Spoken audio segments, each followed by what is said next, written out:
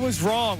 John Kincade, that's the first time in sports talk history where I was wrong were the first three words uttered to start a show. We made history today, ladies and gentlemen. Well, you made history. Because I was wrong. The Philadelphia Eagles. I appreciate you doing it, though. It's good. Beat the Detroit Lions last night 16-9 on Sunday Night Football in a game in which the Eagles just once again showed the power that they have defensively. John, I'm just going to say this right away. I don't want to say the word offense in the first segment.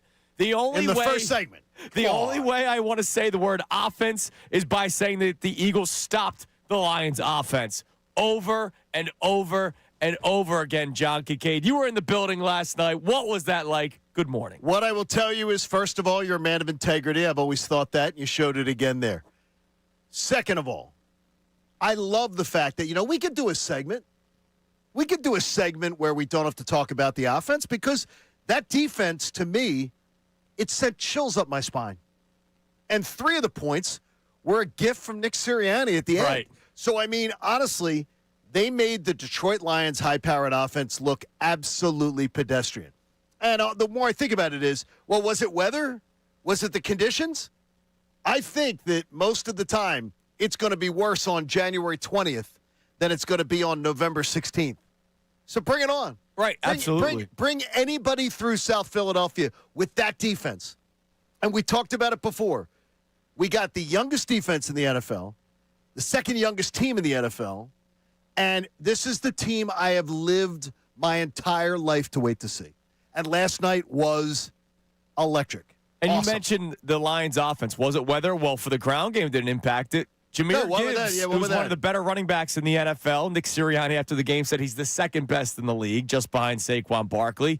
He had 12 carries for 39 yards. Now, in the passing game, he was ridiculous on those screenplays. He is unbelievable. But he's a very talented football player. On the ground, a Lions team that, much like the Eagles team, likes to lead with the running attack. 12 carries for 39 yards. David Montgomery just 6 for 27.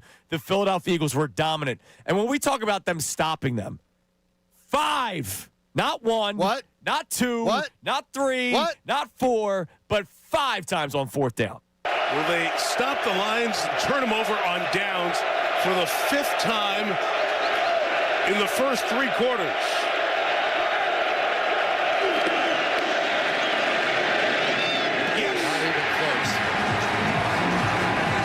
Not even close. They have completely disrupted Jared Goff. And they did, John. That's what's so awesome, though. By the way, I didn't hear Tirico's call and about it. Usually hear a lot of complaining about the Collinsworth games. That's a great play-by-play guy. You're watching a TV game. He didn't need to. He set up the moment and just let it be. He didn't Gus Johnson you to death screaming. That was awesome last night. And more importantly, the defense was awesome.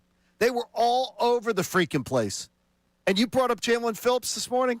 Man, are you kidding me? Well, one of the things is, isn't it nice to see the other members of the defense now, too, where other people have to worry about someone other than Jalen Carter, have to worry about something else where, and there was a name that I gave you that we'll talk about later that I still can't get over. I can't get over the way this Eagles defense is playing. Yeah, and look, you get Nolan Smith back from injury, and even though he's still working up his snap count, he's only going to get better as time goes on.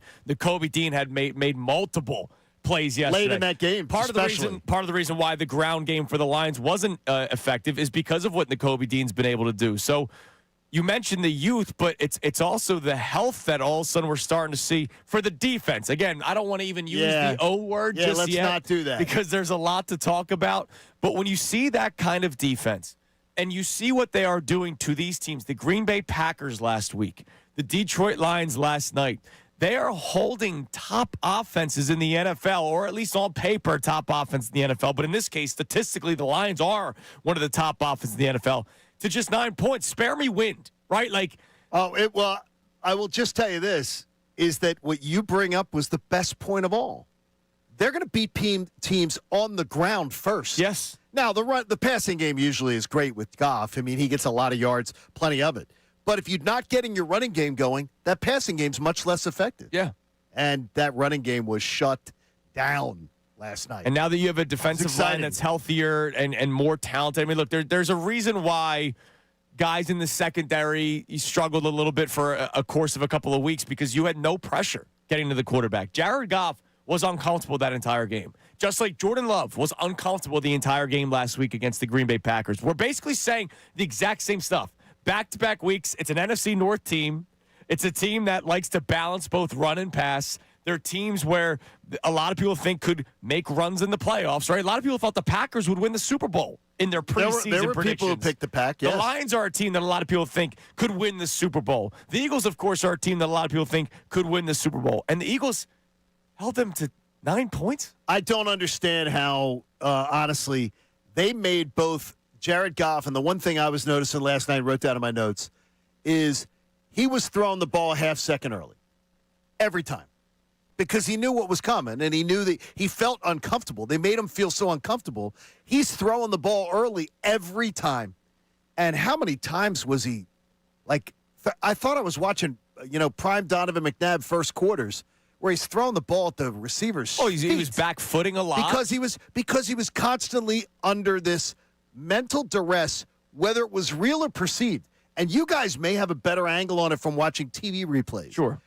Because it appeared that he thought all night long he was about to get plastered. Yes. And not in the good way. Yes, especially in the second half. In the second half of that game yesterday, you could tell Jared Goff just was not himself. Completion percentage, he led the league in completion percentage up until last night. I don't know what the updated totals are. How bad was that, though, last night? But last night, he's 14 of 37. Is that arguably one of the worst passing performances you've ever seen? When you say 14 for 37. That's about as bad as I can remember. For like a legit star. Like an actual guy. Yeah, when you're not talking about a tomato can. I watched Curtis Painter play in the NFL. Yeah, I mean, that was pretty bad. I got to tell you, I'd wonder how many games Curtis Painter had 14 of 37. That's bad. It was a really bad game yesterday for Jared Goff, but caused by the Eagles defense. So look, we wanted to lead with the Eagles defense, and we want to hear from you at 610-632-0975.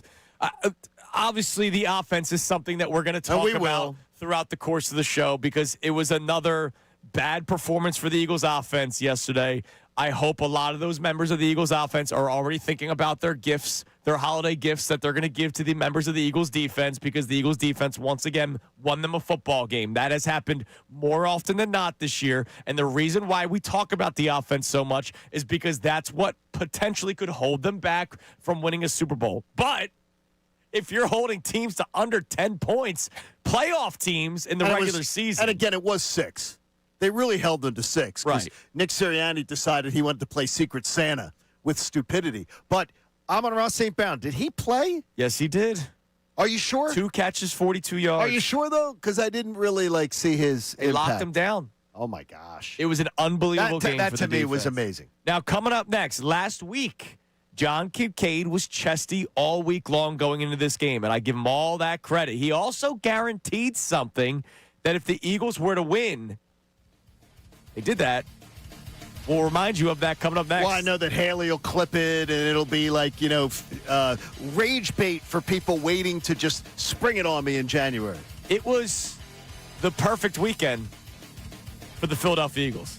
It was awesome. It's Kincade and Salciunas on this football Monday, a victory Monday again. 2-0 off the bye. Every single year of Nick Sirianni's career, he's been 2-0 off the bye. It is Kincade and Salciunas, 97.5, The Fanatic. John Marks and Ray Dunn.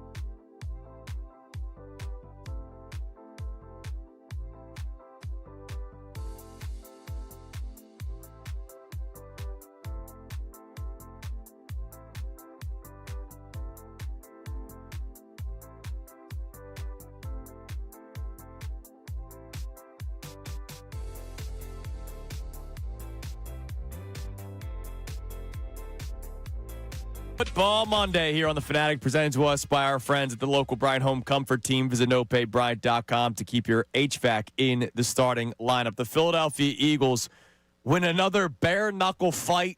They beat the Lions last night 16-9 in what was a very windy day. But as I saw in our YouTube chat, don't blame the wind on the drop passes for the Detroit Lions because they dropped a bunch of passes. The Eagles dropped a bunch of passes early on as well. Devontae Butterfingers. Yeah, early on. And Dallas Goedert. And who knows? Who knows how the game goes if those passes are caught? Three of them were for first downs. Dallas Goedert, 2 for Devontae.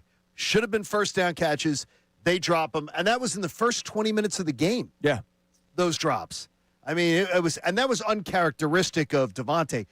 Dallas has a history of being a little Butterfinger at times. Yes, he used to have one a game. You're right. He would write it down as when is it, and then he'd make these circus catches. Right, and just beat the crap out of people with the ball. What's going on? Yes. I hope A.J. Brown's happy. He got his 11 targets. Oh, I'm sure he is. Yes. All right. So last week. Again, we're going to talk about the offense. Yeah, we are. We're just trying to lead with this Eagles defense because we saw the Super Bowl defense the last 2 games, right? Like we all agree. We're seeing it again. I know it's different faces in some positions. That was Super Bowl reminiscent. It was the team that you knew, regardless of how the offense looked, you were going to be in the football game, and regardless of who they're playing. This is much like the Rams-Ravens from last year. Where the Rams, and I know the Rams game was close, but last year. Back-to-back weeks. Back-to-back weeks where it was top offenses in the NFL, and they were able to just make them look average. And honestly, the Lions and Packers looked below average yesterday and last week. That's how good this Eagles defense has been. And you guaranteed something last week, so we will clip it, and maybe people will hate you for it and call you a jinx. You jinxed it. Connor believes in jinxes. So now you're going to have this one. So do you. Haley, bottom line, I'm taking the glasses off. I said it last week. I'll say it again. The number 1 seed is over.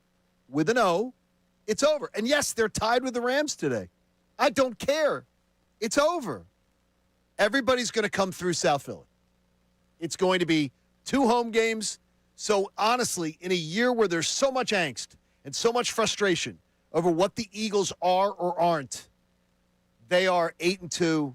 They're going to be the number 1 seed, and you're going to have 2 home games to go to the Super Bowl.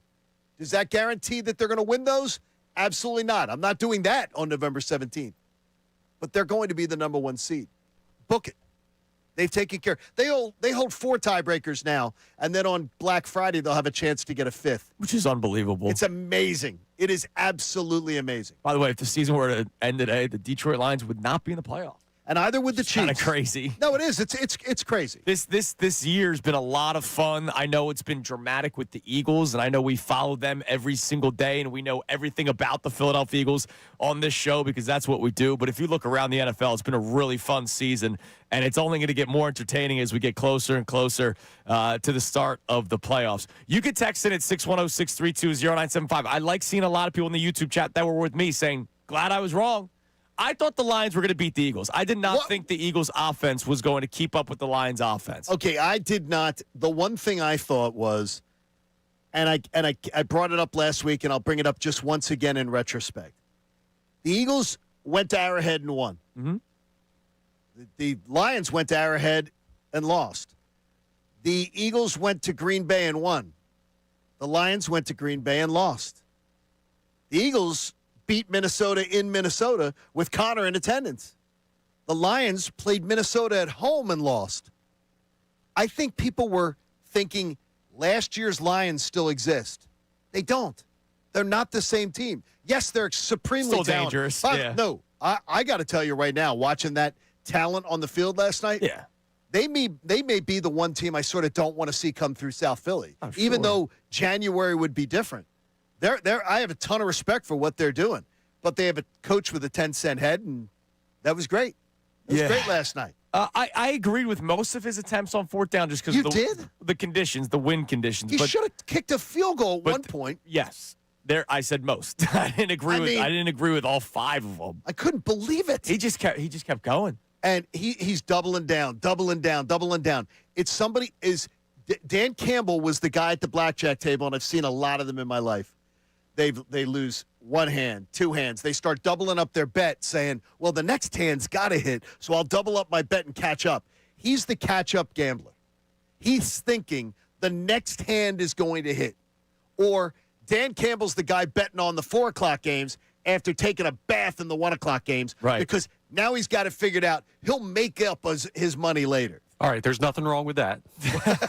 3 straight drives in Bet responsibly, Connor. 3 Yes, sir. straight drives in the third quarter where the Detroit Lions turn it over on downs. Now, I guess That was wild I guess to in me. his defense, it's not like the Eagles' offense was really capitalizing on any of these, especially in the middle of the field. There's another O-word mention. We'll get to the offense, but first, coming up next, we focus even more on the defense. They need to get their shine without many mentions of the offense. And one player needs a real standing ovation, not one of these like in support standing ovations. A guy that a lot of people were out on, and I don't blame anybody for it, but somebody that has stepped up his game in these last 2 weeks against really good football teams. It is Kincade Salciunas on this football championship Monday here at 97.5 The Fanatic. I love my buddies Dan White and Associates. In fact, I was out for the pie drive-by last week. It was awesome because Dan White and Associates cares about the community because they've been in the community working for almost 4 decades, specializing in retirement and financial planning. They make sure that every single client that they work with has their needs addressed individually. So if you're someone like let's say you're Andrew's age, and you're trying to get yourself started with a great financial plan for your family, a roadmap that's going to get you to success, Dan White and Associates can help you with that. If you're more like me and you're thinking about retirement every single day and what that could potentially be like, Dan White and Associates can help with that too. They host educational seminars throughout Pennsylvania, Delaware, and Maryland. So if you want to go and be a passive listener and you're a little intimidated talking about money, you won't be when you talk with these folks. Then you could go visit them in Glen Mills, Middletown, or Lewis, Delaware, where they offer complimentary, no-risk consultations. Check out danwhiteandassociates.com on the web. They're awesome, they're easy to deal with, and more importantly, they're going to stress test your retirement plan or discuss your financial goals, and I promise you, you won't be intimidated. They're great people. danwhiteandassociates.com. Now on 97.5 The Fanatic Sports Update. The Eagles' defense dominates. I'm Connor Thomas, and the Birds moved to 8-2 last night with a 16-9 win over the Lions on Sunday Night Football. The offense again looked disjointed with Jalen Hurts scoring their only touchdown on a tush push, but the defense was ridiculous for the second time in less than a week, creating 1 true turnover and 5 turnovers on downs against one of the best offenses in football. Nick Sirianni talked after the game about the pressure up front and the defensive effort in an awesome game from that side of the ball. We were able to get some early pressure on him and get some hits on him. Those are always going to affect quarterbacks, so we did a really good job there as a defensive front. I think that's actually 3 games in a row where it's been humming up front. Talking about Jared Goff, and he did not look great, but Nick Sirianni's right. The defensive front was humming, and with the win, the Birds continue to hold the top spot in the NFC standings. We'll hear again from Nick Sirianni for his day after press conference at 3:15 this afternoon. Sixers take on the Clippers tonight at 7 p.m. home tip-off. Joel Embiid is out, but Paul George is listed as questionable. It could make his season debut. You can hear that game live here on The Fanatic. Flyers are in the middle of a 4-day break. They're off until Thursday. We'll talk to Andrew DeCecco coming up at 7:55. This update is brought to you by a great event at the Green Parrot. Join Bill Colarulo this Thursday from 8 to 10 p.m. at the Green Parrot for the Ultra Access Sixers Watch Party. $3.50 Ultras and a chance to score a Sixers Suite experience with Bill. Sponsored by Michelob Ultra. Please enjoy responsibly. I'm Connor Thomas for 97.5 The Fanatic.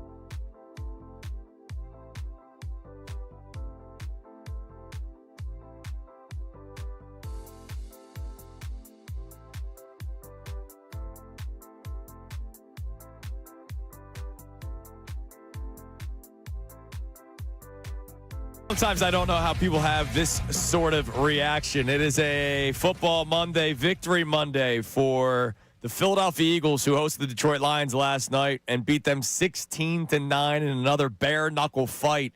And one guy that I want to give a lot of credit to is Adoree Jackson. Oh, my gosh. Who, back-to-back weeks now, has played a great brand of football. I know he's a player that a lot of people have an opinion of because of what we saw earlier in the year. MBD, a guy who we normally give a lot of credit to for his opinions, he got burnt by Jameson Williams. He stinks. Okay, one play. He got burnt, and he got targeted. He got targeted twice on that drive, if I'm not mistaken. Other than that, he was spectacular. On a position in which we've been talking about Jair Alexander potentially taking over. He's gone. Jacorian Bennett, we're still waiting to see if he gets on the field.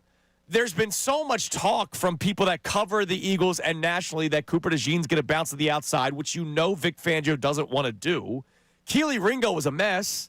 Adoree Jackson, once again, back-to-back weeks, has played good football for you. He really has. I will excuse him for one touchdown on a day where the Eagles' defense, once again, was ridiculous. And to your point, they really held them to 6 points if it wasn't for Nick Sirianni's ridiculous decision late. Okay, I only have like 7 notes on that. When we get to that, it'll just be like Vent City. It's just incredible. It's incredible. But it's fun. Look, the defense deserves it. You know what? I'm proud of us this morning. Hell yeah, man. Because it's easy to just say, bang the drum of all the things that are wrong with an 8-2 team.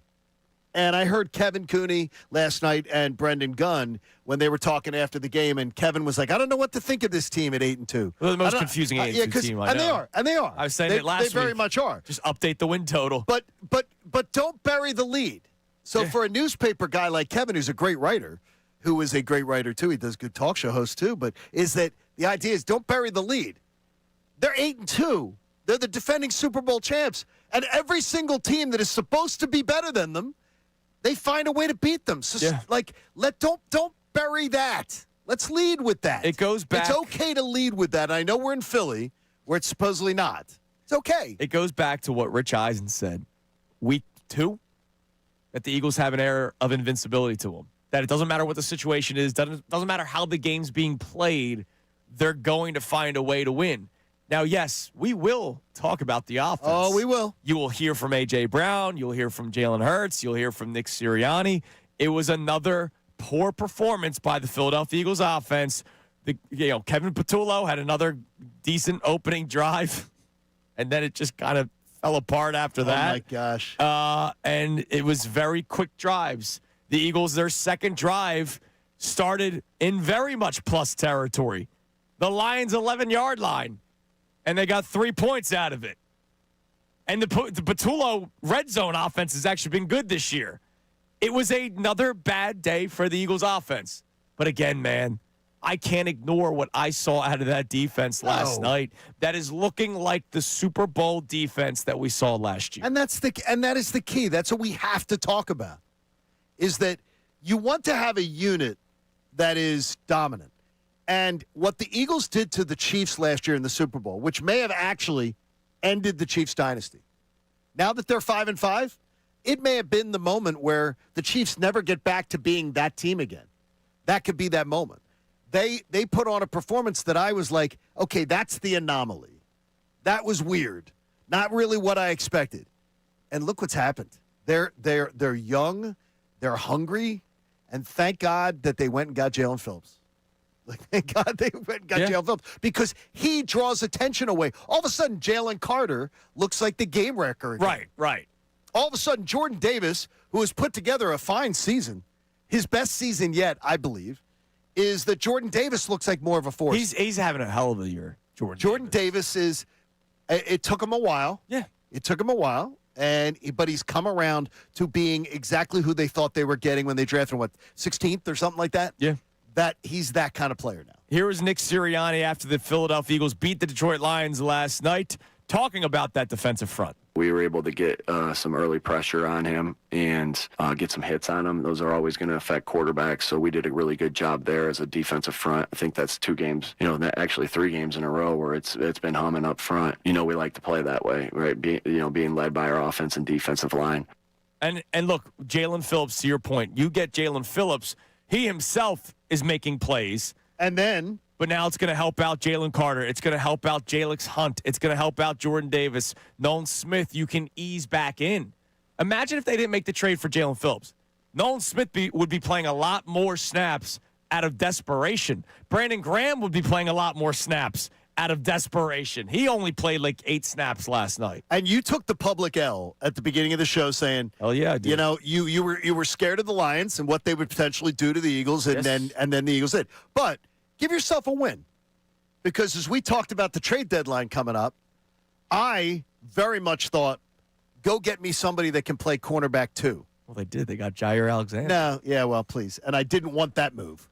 So go get me someone who can play cornerback too. And you said, nah, I'll take an edge. Yeah, because I'll take an edge. The edge helps your corners. Well, it is truly proven out true what the impact of Jalen Phillips has been. He's made everybody else better. And it was immediate. It was immediate. immediate. I mean, literally And- last week was his first game, and you saw how much of an impact he made. By the way, the smiles ear great. to ear. It's great. He's happy. He loves being an Eagle. He left a miserable situation in Miami, comes to Philadelphia. He's a Super Bowl contender right away, and you see what he's doing He for knows the he can Eagles get a ring. defense. 5 fourth-down stops. Here's Nick Sirianni after the game. Awesome. Those are turnovers in our mind. Really, really good coverage and rush together. Aggressive play by the front. Good matching in the secondary. It's a good football team, and to be able to go, what was it? 4 for 5. Able to be, 5 for 5 the way we look at it. Outstanding. I mean, they were outstanding. And you know how aggressive the Detroit Lions are going for it on 4th down. Dan Campbell, sometimes overly aggressive, and yesterday I believe that he was. But the Detroit Lions converting on 4th down this year at a 56% clip, which for the amount of times they do it, that's really very good, amazing, right? yes. Like New England's number 1 at 81%. I don't know how many times New England's gone for it on 4th down off the top of my head, but we know that Detroit is one of the most active 4th down question. teams in the NFL. And the fact that they're at 56% shows how dominant they've been. That number will drop because the number has not been updated yet since the last game. They always say, too, is that the old expression is it's okay to punt. Well, it's okay to punt. Yeah. Dan Campbell never got that memo. No, he did not get that. Because that was stupid.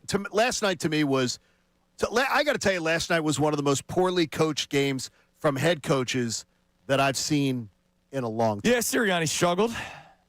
I can't understand how you struggle on the easy stuff.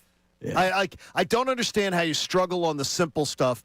But Nick Sirianni, bury the lead, because Dan Campbell is the one who really just makes you shake your head. Yeah. But Sirianni at the end says, no.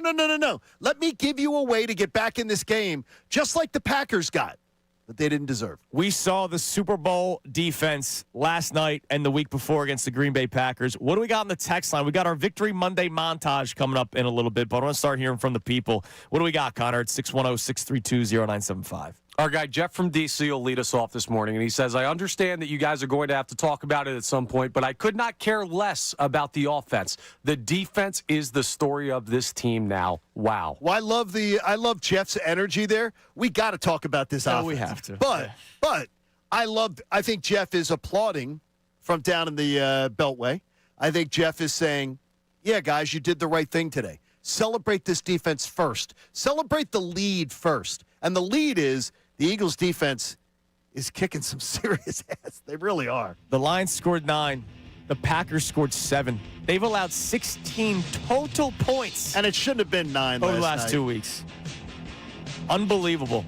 And now you get set for the Dallas Cowboys on Sunday. It's unreal. It's unreal. What this team's doing is fantastic. All right, Victory Monday montage coming up next. We'll get some more text messages as well. And we got to tell you what Quinyon Mitchell did again. Oh, we've went 36 minutes and hadn't mentioned him yet. Quinyon Mitchell, Oh, ridiculous. And there's a corner on the other team. He didn't play yesterday because of injury, but Terry and Arnold, a lot of people wanted Terry and Arnold. The Eagles won the draft when it came to the cornerback position last year. It is Kincade and Salciunas on this Victory Monday, 97.5 The Fanatic. Whether you're at the job.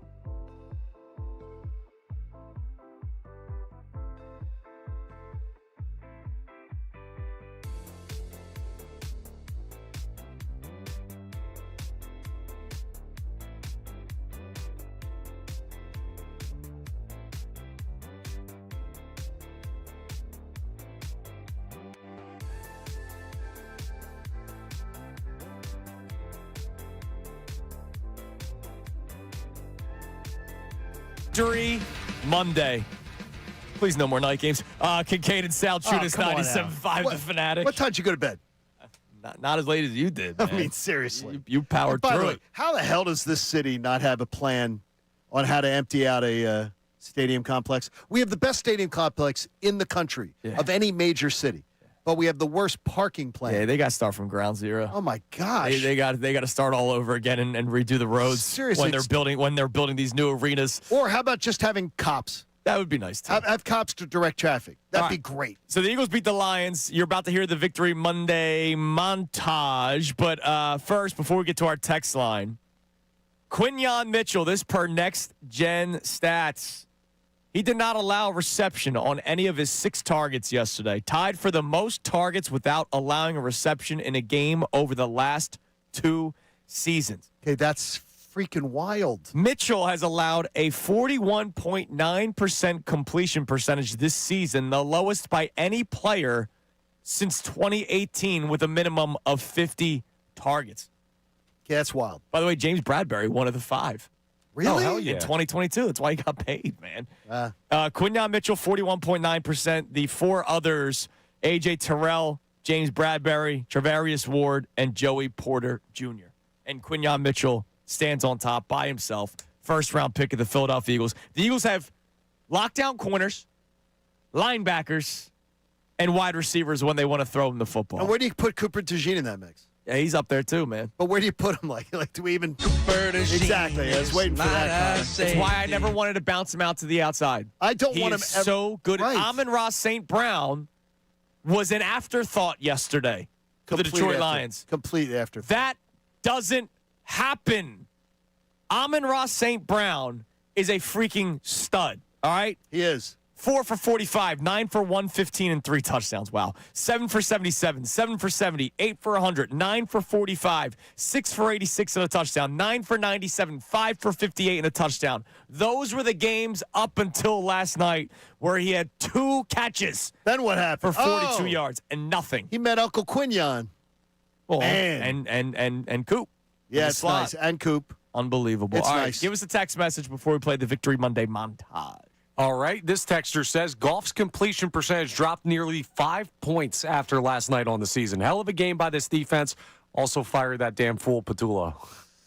Yeah, I mean, look, we're going to talk about it. We are. You know, look, before we do the whole Patullo thing, Jalen was bad again at times yesterday. He made at times he was. Made some highlight reel plays, like the one in the end zone in the third quarter where he escaped and then throws it downfield to Jahan Dotson. Like, he made still some of his highlight That was the one plays. right along the sideline. Yep. And he loops it over the guys. That was a great play. But there was also some really bad throws, then there was wide receivers dropping passes. But ultimately, all the drops. Like, I'm seeing how bad Jalen's playing, and I was doing the Fanatic Twitter feed last night, and I had a couple of them, and I'm like, okay, are we not? Did someone miss the first quarter? Right. First 20 minutes of the game, you had 2 dropsies from Devontae Smith and 2 from Dallas Goedert. 3 of them would have been first downs. Right. That changes everything.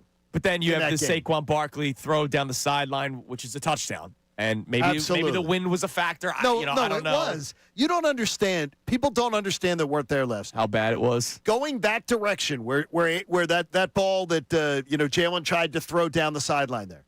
That ball's you're throwing it into a wall of wind. Right. It was incredible. It was absolutely incredible. The stiff. I put a video out of it. It was as stiff a wind as I've ever seen at Lincoln Financial. Oh, yeah, they kept showing the flags on the broadcasts. And, it was crazy. And how much they were flying. All right, here's how it sounded, courtesy of NBC. 3rd and 10. Detroit brings an extra rusher. The pass is caught for the first down. It's A.J. Brown, and it brings many of the Philly fans to their feet.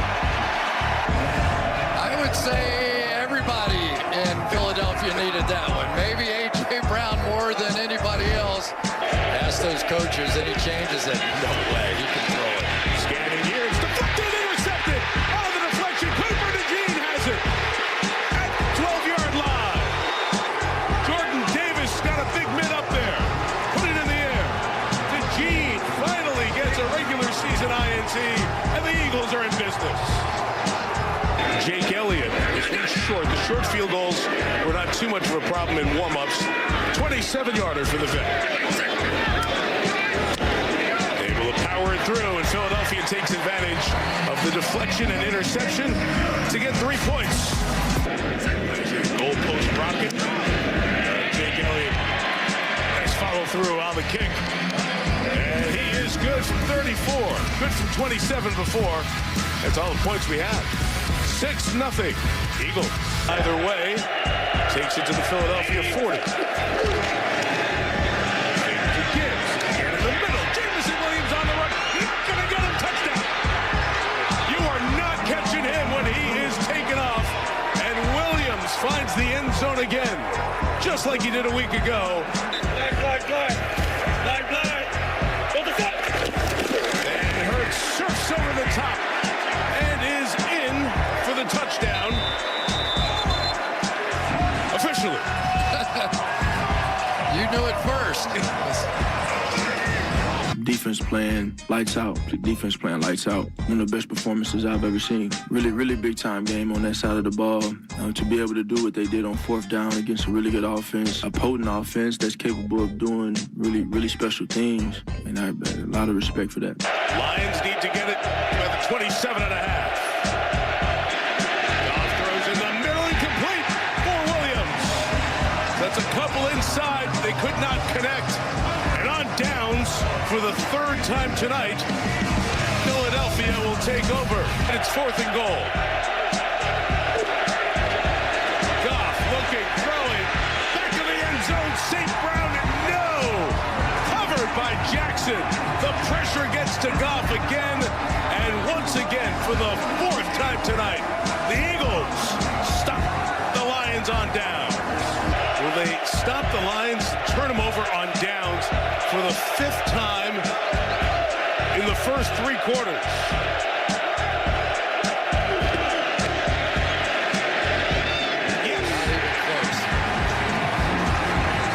Not even close. They have completely disrupted Jared Goff. We were able to get some early pressure on him and get some hits on him. Those are always going to affect quarterbacks, so we did a really good job there as a defensive front. I think that's 2 games, actually 3 games in a row where it's been humming up front. We like to play that way, right? Being led by our offense and defensive line. At the end of a game, if you get an offensive guard dancing like that, it's been a good night. Landon Dickerson and the Eagles get to celebrate. Hurts takes a knee, and that wraps this one up.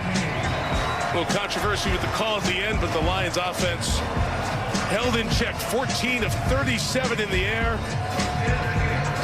Philadelphia gets the victory, 16-9 over the Lions. Great job by Connor Thomas there on the Victory Monday montage. That sound courtesy of NBC. You heard Tirico mention it during the final call there. Little controversy on that 3rd down. That was not a penalty. It was absolutely not a penalty. The Eagles benefited from it, and we celebrated. And it was not a penalty. Kurt Warner was whining about it on social media, and I had to give Kurt a little reminder. He goes, it's terrible to see a game end like that. And I said, yeah. I said, you remember Super Bowl 57? Right. I mean, seriously, cry me a river. More importantly, that play doesn't even really matter if Nick Sirianni doesn't give them a gift field goal. Remember, they're down 10 if that pass interference ever happens. But they gave them 3 points because somehow this coaching staff can't freaking figure out how to manage a game and manage a clock. Which is strange because he's always been good at it. I jinxed it. I jinxed it the other day, and that's why I'm saying it for you, because I jinxed it. You did what? I did exactly what you say I do. I jinxed it. I brought it up 2 Fridays ago, and now it's happened 2 weeks in a row. We got to clip that. All of a sudden, Nick Sirianni doesn't know how to coach a game. Yeah. He's unless last night was all about, oh, really? Dan Campbell? I'm not going to let him look like the biggest dope in the room. I'm going to try to give away a game again. The 4th quarter, these are the drives. Field goal, I'm going Eagles Lions. Field goal, punt, punt, downs, field goal, end of game. Not much going on for both offenses in the 4th quarter of that game. So speaking of the offense, let's finally really talk about them. You didn't hear much offense in the Victory Monday montage because, well, there was nothing to really play. The defense can only hide one side of the ball for so long. About 50 minutes they did that. We talk offense next. Kincade Salciunas, 97.5 The Fanatic. All right, tonight I got a pretty exciting event. It's the 2nd annual shootout with Salciunas. So not the inaugural. We move on to number 2 tonight at the Palestra. Big 5 matchup, Penn versus St. Joe's. Tip will be at 7 o'clock. Doors open at 5:30. We will be there around 6. It's a blue out at the Palestra. So if you are a Penn fan, you are encouraged to wear blue and rep Phillies' hometown university. Stop by the Fanatic booth before the game. And when you do that, you can sign up for the halftime knockout tournament. We did it last year, and it was electric. It was so much fun. Went down to the wire. We only have like 8 minutes to get it done because obviously the teams have to go out there and warm up for the second half. And there were 2 people that went toe-to-toe for like 2 minutes straight. Just the 2 of them alone. It was incredible. I'll be hosting it live at Center Court. 10 lucky contestants will compete for a prize package, including Penn basketball tickets, Quakers gear, and Sixers tickets to the December 7th game against the Lakers. That's awesome. This one's packed with Phillies hoops storylines. We have former Penn player Fran McCaffrey, who is now the Quakers' new head coach, and St. Joe's is led by former Penn coach Steve Donahue. Get tickets at PennAthletics.com. Can't wait. The second annual Shootout with Salciunas. Penn basketball, hometown team and hometown tradition.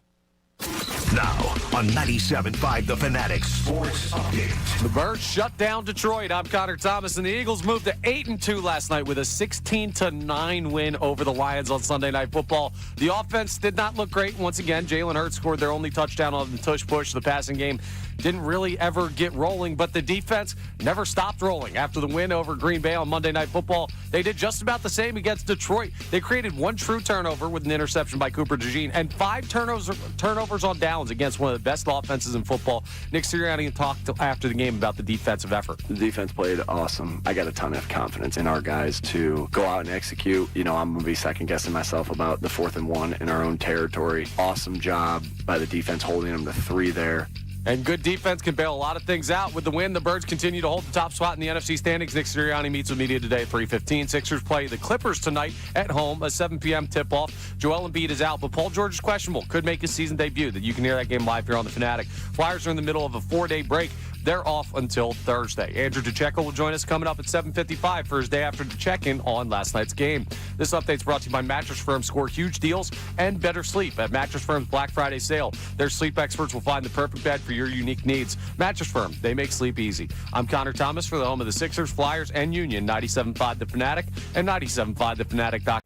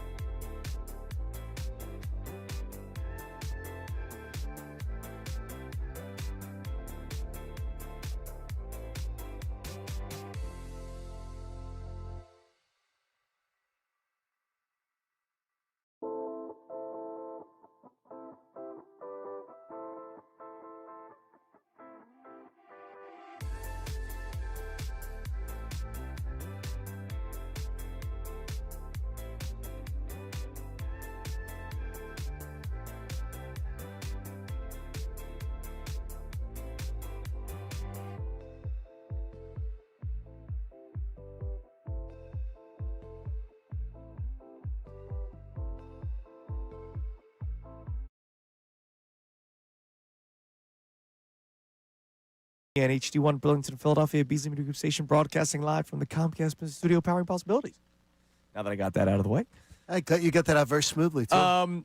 We spent the first 50 minutes, 5-0, of the show talking about the defense. We barely even wanted to say the word offense. And I'm proud of it. I'm really proud of it. I am too, but we can't ignore it. No, we can't ignore it now. The Eagles' offense was once again putrid yesterday.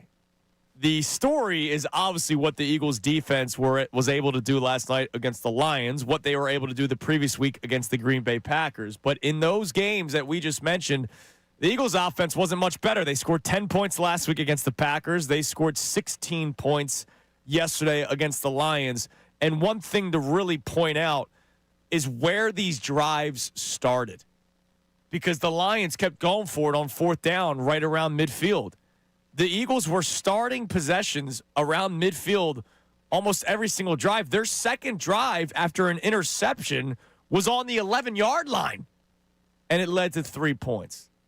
It was a really, really bad day yesterday, whether it was the game plan, whether it was the play calling. This goes to what Andrew DeCecco always says, the collective, because Jalen Hurts himself was not good yesterday. Now, again, drops early on, that's not on him. The drops early on is not on him. No, and that changes everything about that game if it happens. Right. But there were times where he was just making errant throws. The ground game was once again just there, right? Saquon Barkley, I tell you, he rushed for 83 yards. You go, okay, not bad, 26 carries. So he averaged 3.19 yards per attempt. But it was critical that they stay committed to doing it. Right, because they kept the clock against ticking. a team like that. Exactly. Run the clock, which they remembered what the clock was till the last 5 minutes of the game, right. Much like last week.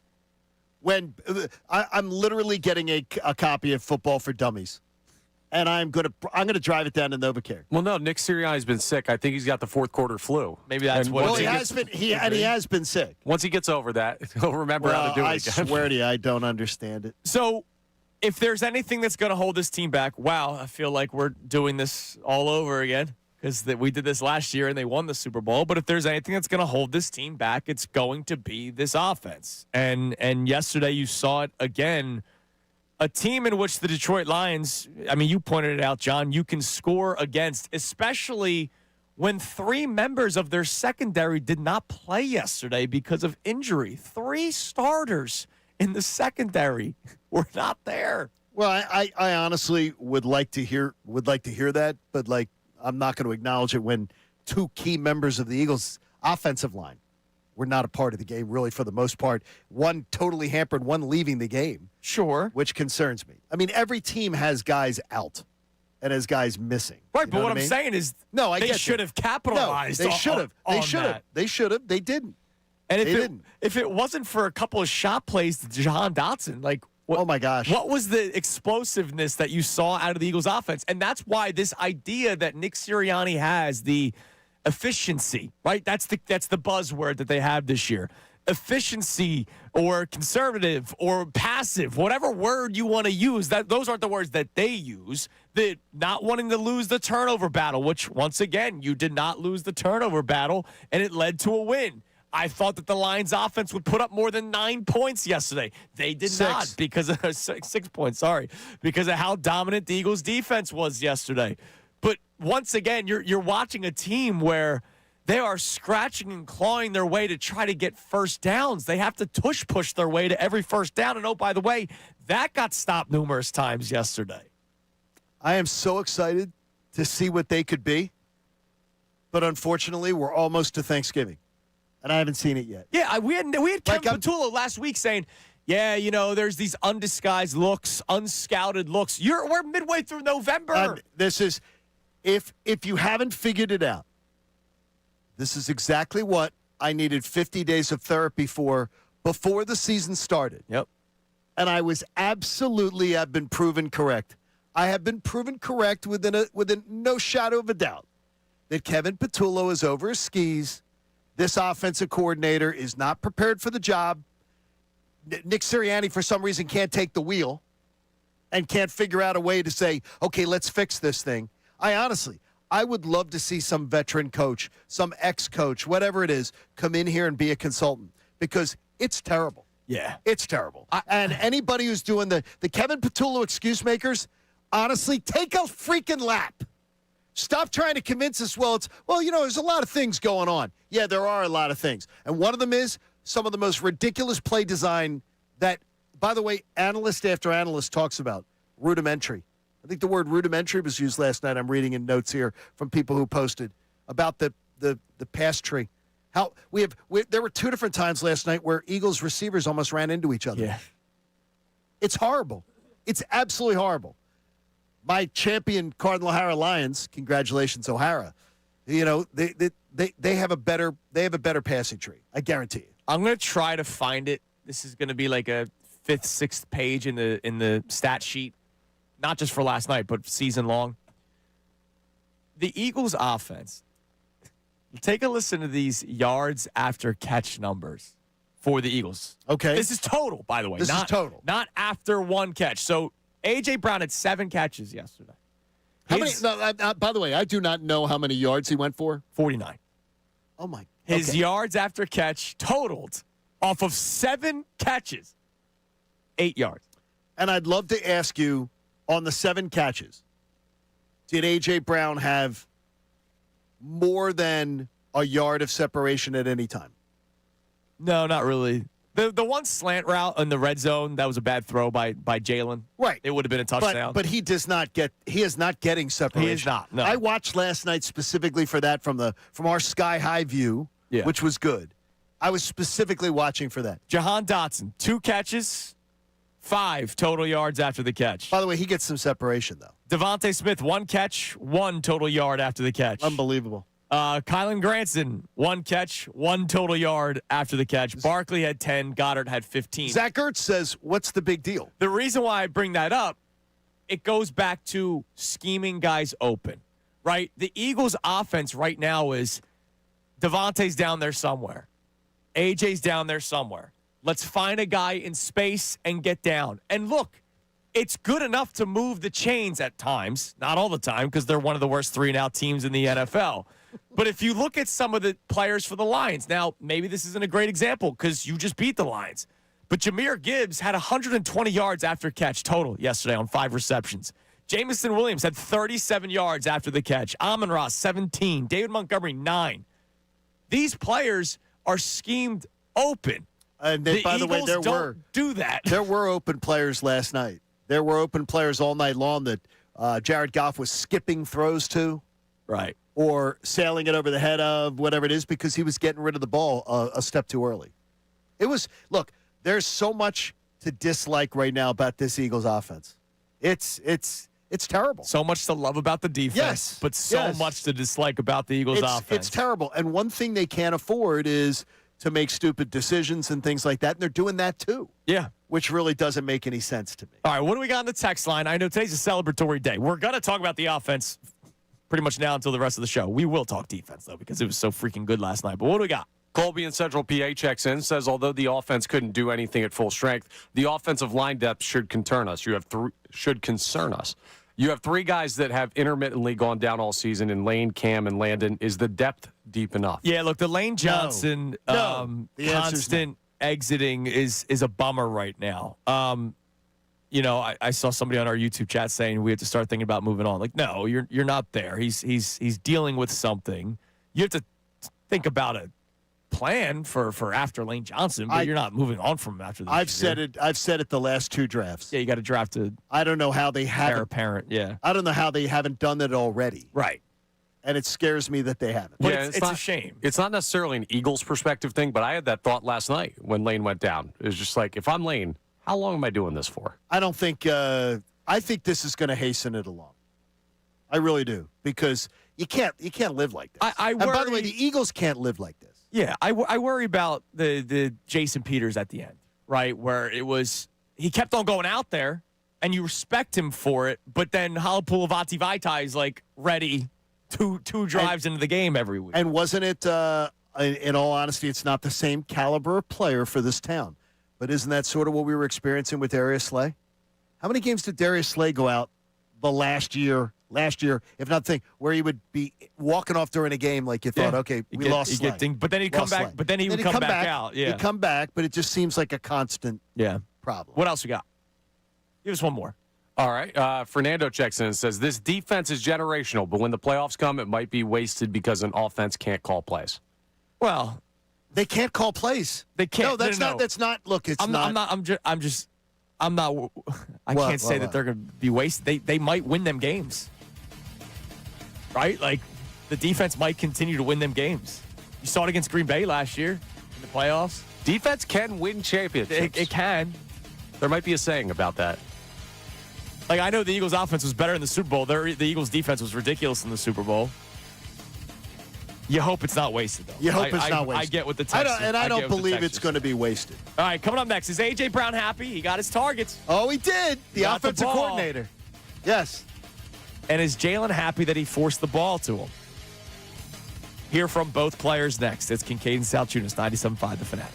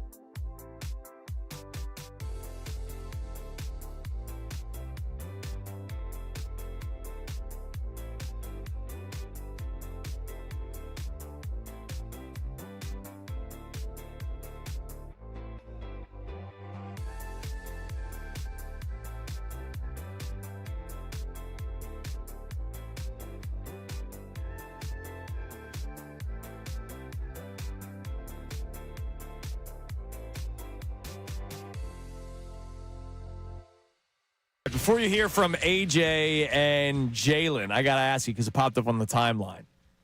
Once again, it benefited the Eagles. So there were 2 calls that benefited the Eagles. The pass interference that did not exist, but it benefited the Eagles. What did you guys make of the Jameson Williams personal foul or the unsportsmanlike conduct after the touchdown? He deserved it. Yeah. That's it. By definition, by letter of the law, that's a penalty. Yeah. Well, then whether you like it or not, I totally get it. Yeah. But it's a penalty. And it benefited the Eagles because with the wind yesterday. It's like when you guys were all whining about like Cooper DeJean getting the penalty for taunting. He did it. He stood over a guy and did this little peering over him early on in the year, and that's exactly what the penalty is by letter of the law. If you're going to do stupid things, you're going to win stupid prizes. Well, they're kind of different because the stuff that they're doing with the standing over players this year is such a quick trigger that it feels unfair to the defensive player. There was one, the Cardinals game yesterday. Trey McBride did the point downfield for a first down. If you direct it at somebody, correct, it's a penalty. There was nobody in front of him, and he got flagged 15 yards. Yeah, see, that's stupid. But you mess with the goalpost, you dunk the football, you jump on it, you're going to get flagged. It benefited the Eagles, so we've known that. And or if you decide to hump the post, which is, I think, I don't think that was a full hump. No, that was more of like a jump. Bro, if that's your humping, then man, you guys are nimble in the Kincade household. That was the arrival at the airport. Haven't seen you in a little bit. How you doing, goalpost? Break somebody's back. Yes. All right. Well, we don't need to know about that. All right, AJ Brown, he got his targets. Hopefully, he's happy now. Yeah, hopefully, AJ. AJ, you all right? 11 targets yesterday for AJ Brown, 7 catches, 49 yards. It wasn't pretty, by the way, but here was AJ Brown outside of his locker after the game. How do you balance celebrating the win with knowing there's still stuff out there on this offense? Always being optimistic. I think it's things that we can always look at and try to get better at, and things that we can be happy about. But we're in the business of trying to get better, and so it's not that we're just moping around. We're excited. The guys are just in here dancing. Not me, because I can't dance, but we're just gonna try to just go back to work and just fix the things that we need to get better at. How do you reconcile that? That you got your targets, but the offense still didn't kind of deliver the way you wanted to. It wasn't about targets last week or the week before. Production. It wasn't about that at all. It was me trying to help and contribute. That's all. And regardless of what that looked like in phases, I think I did. But like I said, there's a lot of stuff that we as offense and me myself need to continue to get better at. So there were some manufactured touches for you in this game as well. Do you feel like that was a step in the right direction? Yeah, sure. As you look big picture, 8-2 with wins over playoff caliber teams, what do you make of where the team is right now? Every game is winnable. We're a confident team. Regardless of some struggles here and there, but we're confident, and we're going to step up to the plate to that challenge and, try to get a win against whoever. By the way, I'm totally fine with manufactured touches for A.J. Brown. It's A.J. Brown. I'm totally fine with it. See, I have no idea why you felt the need to cater to it, why you were the emotional hostage of A.J. Brown with that game plan last night, why you literally said we're going to let one player hijack the entire game plan. And that's what they did. They forced it to A.J. Brown over and over and over again. What was it, 8 or 9 targets in the first half? That's ridiculous. That's freaking ridiculous. Really? With that, yes. Against that, you absolutely... 8 targets first half, 6 catches, 43 yards. You have to spread it the hell around. They were forcing it clearly to A.J. Brown. That was the plan last night. Devontae had 4 targets in the first half. Goddard had 4 targets in the first half. And then how many he had? 2 players with 1. He had 8. Exactly. He had 8. And he had no separation compared to... Just like Jamar Chase has more targets than T. Higgins. I don't think A.J.'s Jamar Chase. Maybe I'm just, maybe you have a different opinion. Well, we talk about him being a top 5 receiver He's a fantastic every week. Receiver. His separation is not strong. He's not separating himself from... Yeah, but he's one of those guys that can win the 50-50 matchup. Here's the problem. He can. They don't like that, clearly. And last night... Because it's not efficient or it's a turnover-worthy play, and that's not what the Eagles Now, like. do we have quitting on a route last night, or do we not? Look, I have to... Did we not? They never showed the replay. Yeah, I got to see it again. They never showed the replay, so I will allow you to speak on this. Well, I would say looked like he quit on a route. Yeah, on the shot downfield, it was a third down. And it looked like he absolutely quit on a route. They mentioned it. Collinsworth said right away, oh, my God, but they never. I don't know why they never showed a replay. Even coming back from a commercial, you would think they would show. By the way, this is what happened on third down. Instead, it was a prepackaged something for the Lions. What Jalen have to say about it? Well, What did Jalen have to say? After the game was asked about the amount of targets for A.J. Brown. He had 11. The next closest had 5. That was both Dallas Goedert and Devontae Smith. Both had 5 targets yesterday. Here was Jalen Hurts being asked about the amount of targets. Yeah, just going with the flow of the game and how it was called and trying to go out there and execute. So there wasn't like effort to get in the football. That may be a KP question. Maybe a KP question is what I heard. Yeah, I do. I'm hearing it twice. Bring the phone pod down. Yeah, I definitely believe that's the look. It's a KP question because it was forced, and anybody who watched that offense, that's not the Eagles' offense. That wasn't even the plan last night. But you decided to become the emotional hostages of A.J. Brown to make sure that A.J. was going to be okay with it. Do we not talk about getting the ball to A.J. every week? Absolutely we do. And it's important to get it to him. And we talk about forcing him the ball. We do all the time. It is not important to make him, literally last night, that was the let's get this guy to shut up. Let's get him to shut up. And by the way, I don't think he did shut up. That's another issue altogether. I don't think he did. He said the right things there at the locker, and he said the right things to Jeff Lurie the other day. But the little sneaky crap was going on this weekend, too, trashing Jalen Hurts behind the scene. And do you have any theories about who might have been a part of that? Who might have? I say might have. Who in the locker room do you think might have a issue to talk about, start throwing shade that direction? Could be AJ. Could be. Could be Devontae. I don't believe it's Devontae Smith. That's not Devontae Smith's MO. Anyone. That's not Devontae Smith's MO at all. At all. That has never been. All I'm saying is I'm totally fine with getting the ball to AJ. Last night's plan. I'm totally fine. You liked that plan last night. I mean, I think they went a little heavy-handed on it. Well, that's what I'm saying. That's all I'm saying. You're going too far, John. They've got nothing going. No. Because here's the deal. Every single week we talk about how they're not getting the ball to AJ. They get the ball to AJ, and now we're upset by it. But last night you did. I'm totally fine with it. Because it was the degree to which they did. It didn't have to be that. But it was, let's get this guy to shut up. That's what that was all about. Let's get him to stop before he destroys this entire year with the antics. Let's get him to stop. Let's give him something that he has nothing to talk about, except if he's talking to maybe like NFL insiders on the slide. I was totally fine with them getting the ball to him. Wow. Totally fine with it. That was a terrible game plan last night. So if you like that game plan, I think you are. I think you're in the vast minority what they did last night. Game plan and that was the game plan. Is different. No, that was the game plan. It wasn't. How many targets do you have? 40? He had 11 targets, 8 in the first half, only 3 in the second half. I believe he had the most targets of any wide receiver in the first half of a game this week. Okay, it doesn't make it the whole game plan. Well, that was the agenda. That was the agenda going in. Let's make sure we do this. I don't think was pleased. And I'm totally fine with it. Wow. That was a crappy game plan. Totally fine with it. I was not. Hated it. Hated that game plan. Speaking of A.J. Brown, we mentioned the meeting of Lurie and A.J. Brown on Friday. Yesterday, we finally got some details on what was discussed. Mr. Lurie steps up again. You'll hear the reporting from Sal Paolantonio. We want to get more of your reaction at 610-632-0975. And were you okay with A.J. Brown getting the ball yesterday? Forced. Wait a minute. Forced. Forcing him the ball over and over again. Yes or no? I say yes. We also have your 3 observations from the NFL. It's Kincade Salciunas, 97.5, The Fanatic.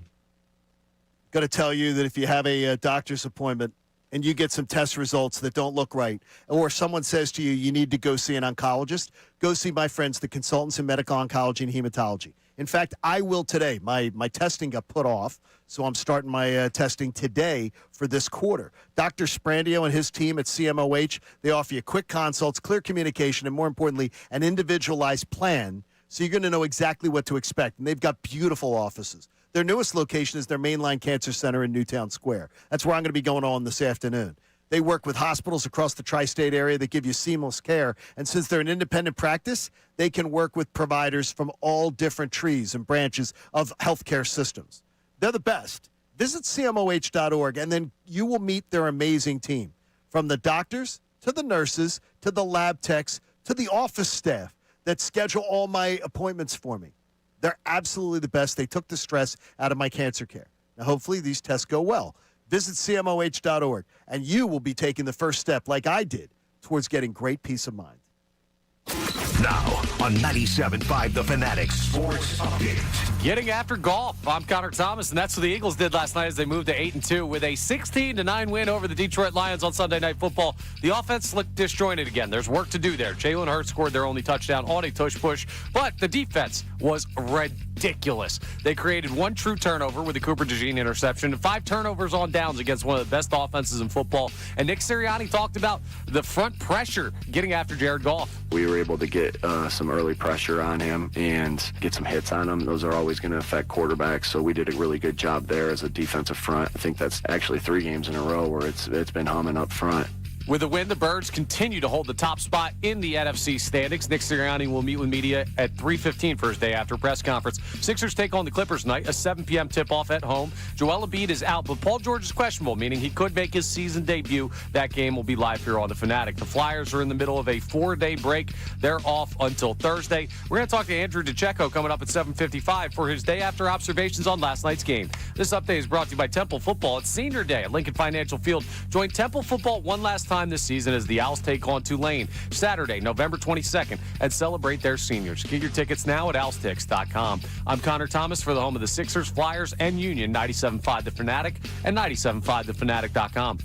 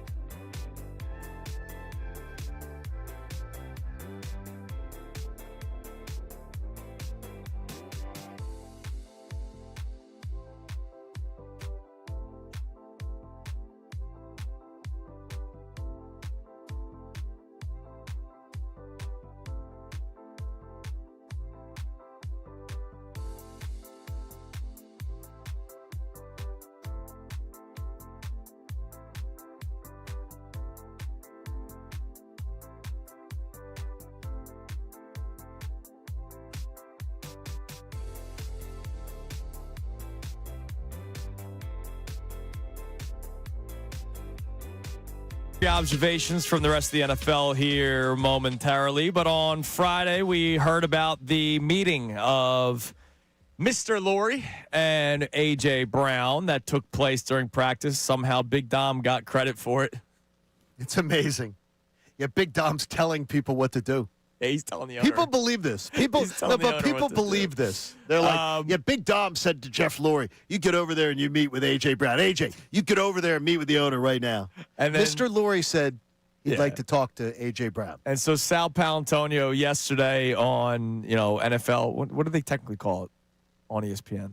Countdown. NFL Countdown. Thank you. I should probably know these things. On NFL Countdown, they went to Sal Paolantonio, and he had a little bit of the report from what took place at the practice facility. A very unusual thing happened on Thursday at practice. Highly unusual. A meeting on the field between A.J. Brown, the disgruntled wide receiver, and team owner Jeffrey Lurie, facilitated by Chief Security Officer Dom DeSandro, who is also an assistant to the general manager and in charge of coaching game day operations. So DeSandro goes over and talks to Lurie on the sideline at practice and then motions for A.J. Brown to come over. And there are three things that you can take away in the details that I've got from this meeting, which was first reported by NBC 10 in Philadelphia. Number one, A.J. Brown pledged to the owner to cut down on the number of social media references he has to the team's offense, basically tone it down. It was a very amicable meeting. A.J. Brown was contrite. At one point, Jeffrey Lurie said to his wide receiver, you don't have to apologize to me. Again, very friendly and very amicable. The two of them hugged after about 10 minutes, and then A.J. Brown went to practice. And so now we follow the storyline as it continues. He got 11 targets, 7 catches, 49 yards. We just got into a discussion about whether or not forcing the ball to A.J. Brown was the right thing to do or not. I was totally fine with it. Did you hear the way that Sal presented that? He motioned over.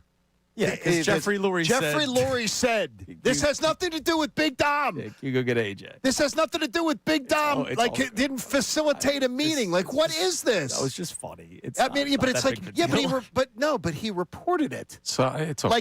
Like it was Big Dom signaled for him to come over and everything. No, he just said the owner said, I'm putting an end to this crap.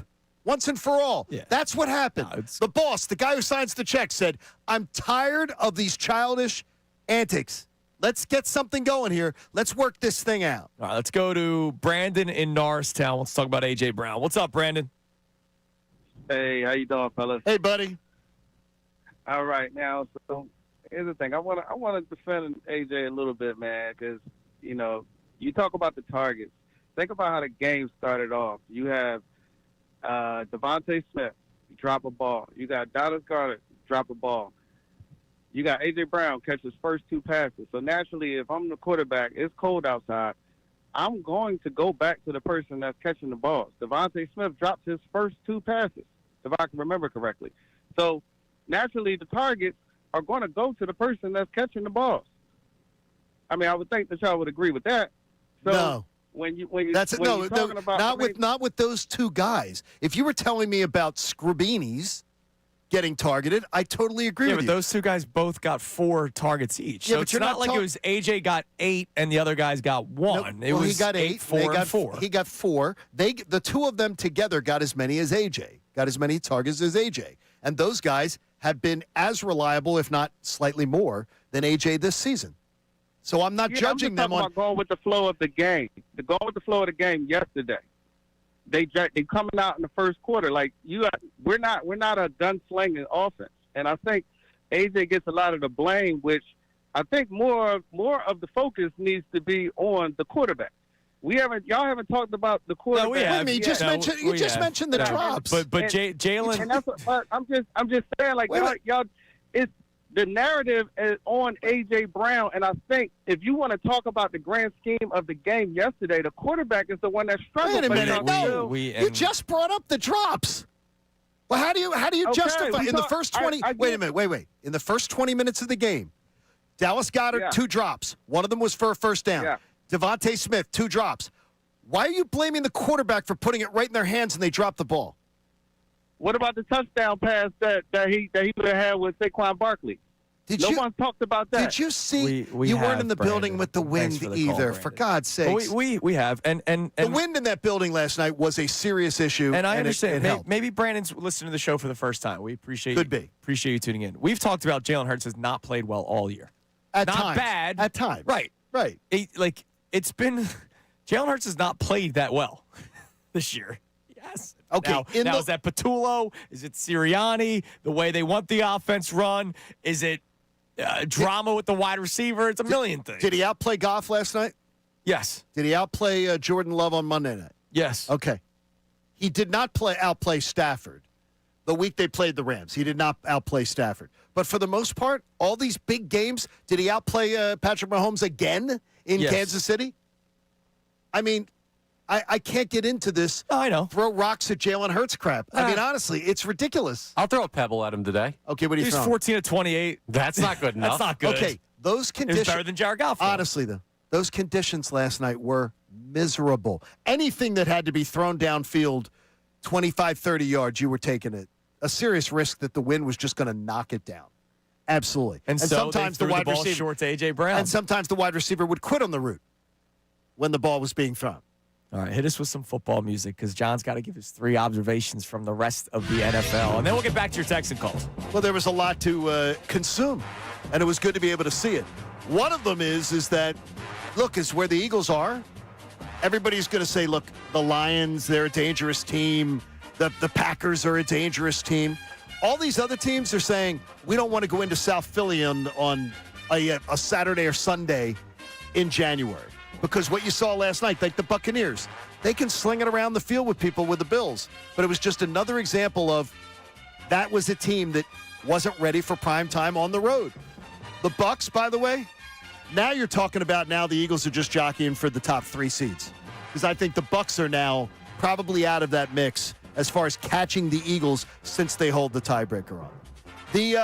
I look at what the 49ers are about, and I watched the 49ers game with the Cardinals, and they truly seem like a team to me that, all beaten up, and they look like they could be dangerous. I think the Eagles would truck the 49ers. Like, watching them play in that game, I think they would absolutely destroy them. So I'm not worried about the 49ers anymore. It's the first time that I was sitting there watching Red Zone in the press box, got there early, and was watching a lot of that. So there just seems like there's a lot of talk about the 49ers could be dangerous. Bring them on if they are. One thing is keep an eye on. The Panthers could help us out a lot because the Panthers will be the team that potentially really knocks the Buccaneers out from catching the Eagles officially. If they can just split one of those games, the Rams might do it this week in the Rams game might do it this week, even though we want the Bucs to win. We want the Bucs to win big this week, but it could happen otherwise. We're going to get some breaks. The Eagles right now hold 4 tiebreakers against 4 playoff teams. Potentially the Lions are on the outside looking in. They'll have a chance to get the 5th against the Bears. And again, no team has ever held tiebreakers over 5 playoff teams since this 32-team league has existed. The Eagles are beating all the best teams. Style points, Connor. Style points be damned. It's right up your alley. Damn right. Yeah, just win, baby. Just there win. It is. All right. Coming up next, we'll get to more of our texts and calls. A.J. Brown, were you okay with them forcing him the football yesterday? I'm totally fine with it. Do you think Jalen was? I don't know. He just said like ask his KP. answer. Yeah. What do you think? He just said ask KP. Hey, what would you guess? What would you guess? I think he's happy they won. And I understand that. What would you guess by that answer? I don't really know, John. I think what would you guess? I know. What would you guess? My guess by is his he's answer? trying to stay out of it. Exactly. Yeah. That's what it is. That doesn't mean one way or another. Yeah. I would imagine that it's. I'm glad they got their best receiver the football yesterday. Yeah. You can continue to text and call in 610-632-0975. Also, I'm going to use a negative message I saw on social media yesterday and change the wording to make it a major positive for the Eagles. Really? How about this? The media is going to play role reversal here. It's Kincade Salciunas, 97.5, The Fanatic. Hey, Bradford.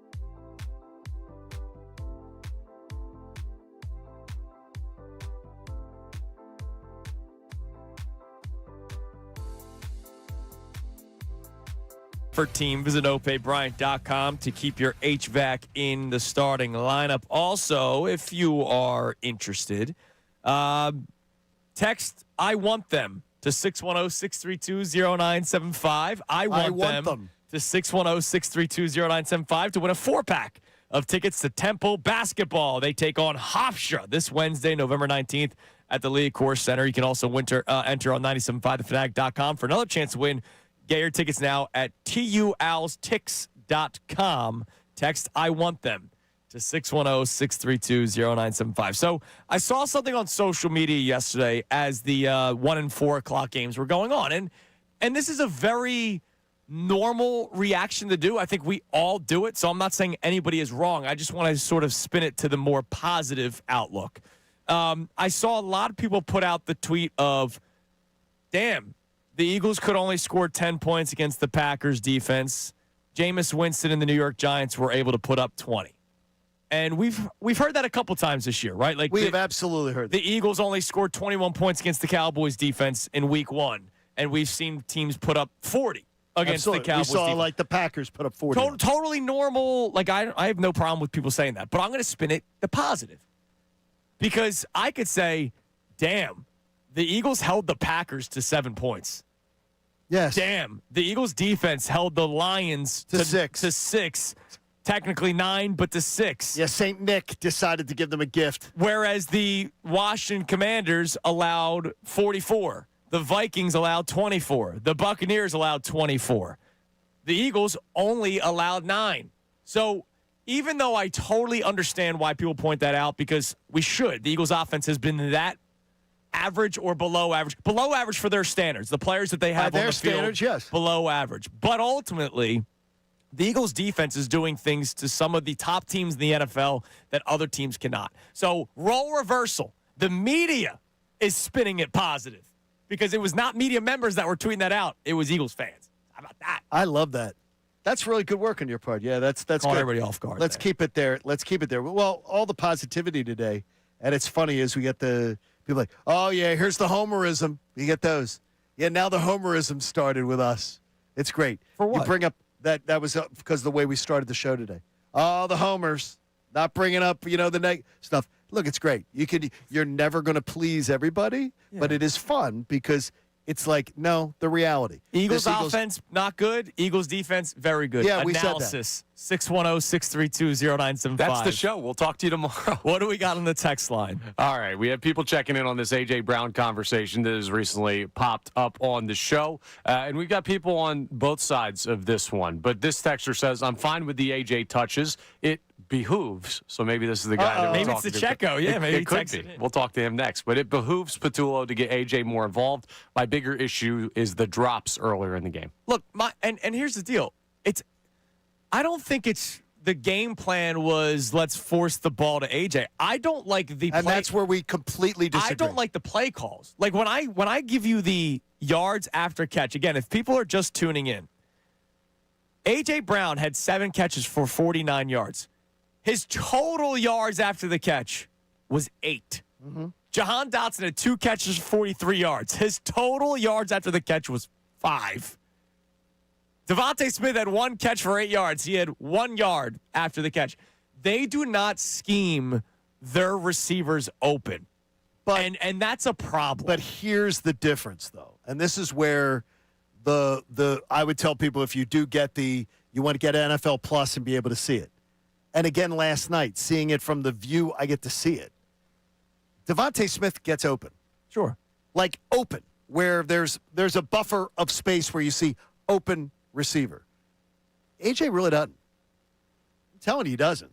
And you can go back and you can watch. The people who watch the All-22 can show it to you. He doesn't get the separation. Now, as you say, he's a freaking beast. Yeah, he can win that 50-50 Like you're saying, ball. 50-50 ball. What are you saying? If you're being honest and not trying to be over the top, you're thinking AJ's going to win 75% of the 50-50 balls? Oh, yeah. That would be my answer. Yeah. Like around 75%. I feel 3 out of 4 he's going to come down with. Too much math for me. I'll do the exactly. fractions. But it's the idea that to me, Devontae he is getting open.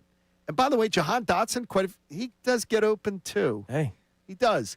And I do believe me and Andrew DeCecco were the last two Jahan Dotson believers out there. Well, and I do believe that they were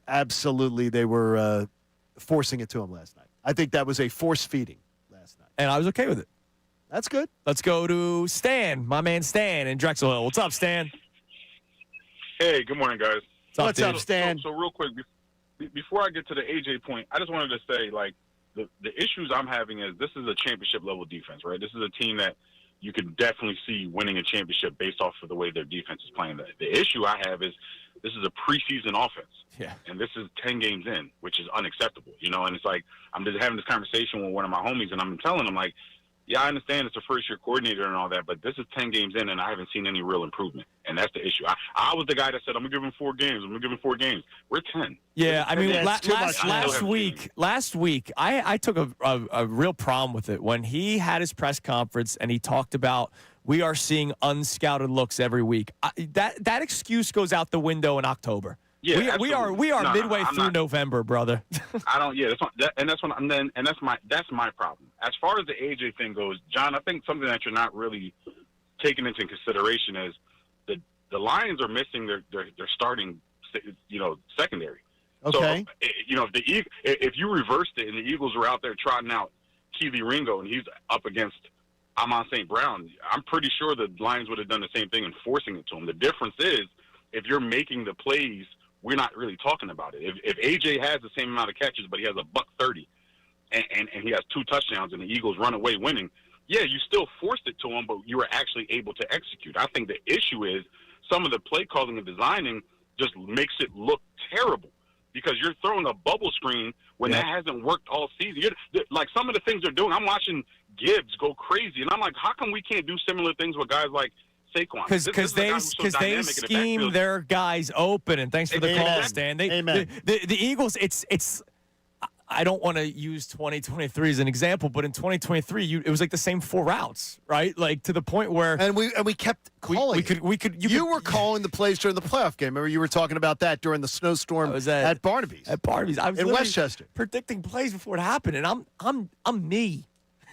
Like, come on, like, I mean, it's look, there's no excuse for it. And yesterday, there were some plays where Patullo tried calling wrinkles on things, and none of them worked. Like, yesterday was just a bad day for the Eagles offense. And the problem is, me saying it was just a bad day is happening way too often. It seems like almost every single week it's a bad day for the Eagles offense. Yeah. Enough of those excuses. When's the last time, other than the Giants game, where you felt good about the Eagles offense? Minnesota wasn't bad. Play breakdowns. No, I didn't have. Yeah, but they were play breakdowns. But like, the thing is, though, I don't mind if the offense looks good on play breakdowns. We'll take that. I'll take it. Sure. I'll take it. Sure. And by the way, that's a Minnesota team that beat Detroit in Detroit. Damn right. All right, coming up next. With 9 at quarterback, by the way, was terrible. Since I have one of my 3 observations is since we found out about his alter ego, his numbers. His alter ego. 9.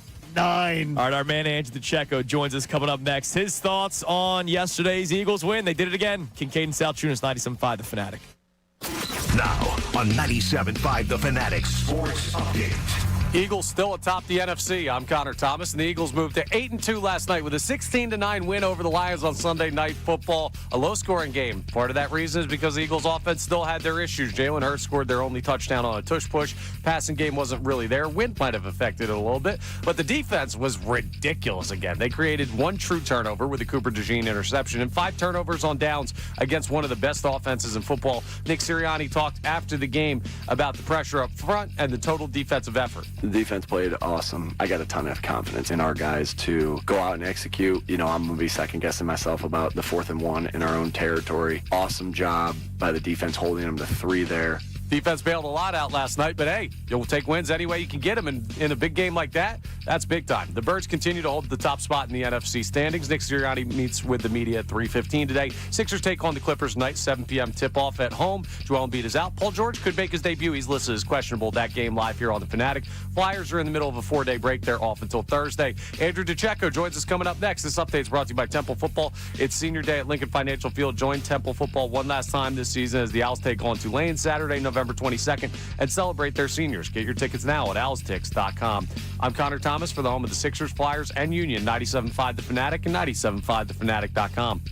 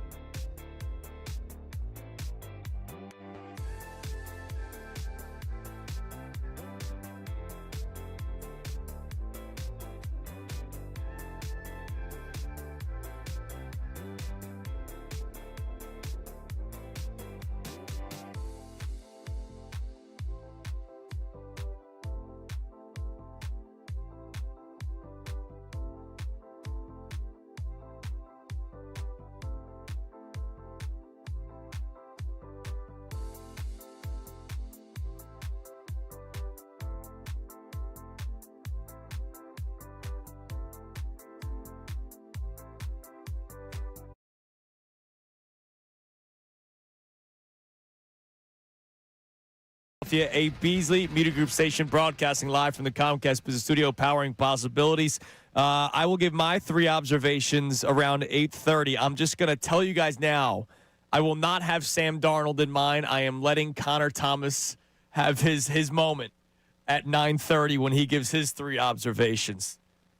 Woof. Woof. That was a rough day for Mr. Darnold. All right, joining us now on the Comcast Business Hotline. Every day in business is a big day. Let Comcast Business help you move forward with what's next. You hear him all over the place here on 97.5 The Fanatic. The great work, as always, on Inside the Birds. His podcast, Birds Buzz, on 97.5thefanatic.com is tremendous, as always. And he joins us now to give to check in. Our man, Andrew DeCecco, joins us. Andrew, what's going on, man? Good morning. Hey, guys. Good morning. So we've led the show with the defense because we did not want to just talk about the offensive performance. We wanted to lead with the defense because, once again, a dominant performance against a dominant offense in the Detroit Lions.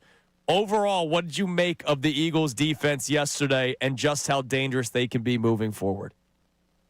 Yeah, it might have been the best defensive performance I've seen in team history.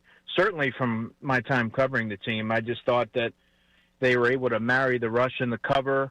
The pass rush really just sending waves. Jalen Phillips, Jalix Hunt late in the game, Jalen Carter. I mean, you could look at every player on that defense, and I would be able to tell you what they did in that game because everybody made a play, and they were able to atone for the offensive shortcomings. I mean, you hold a team to 9 points, a high-octane offense like the Detroit Lions, and then the previous week you hold the Green Bay Packers to 7.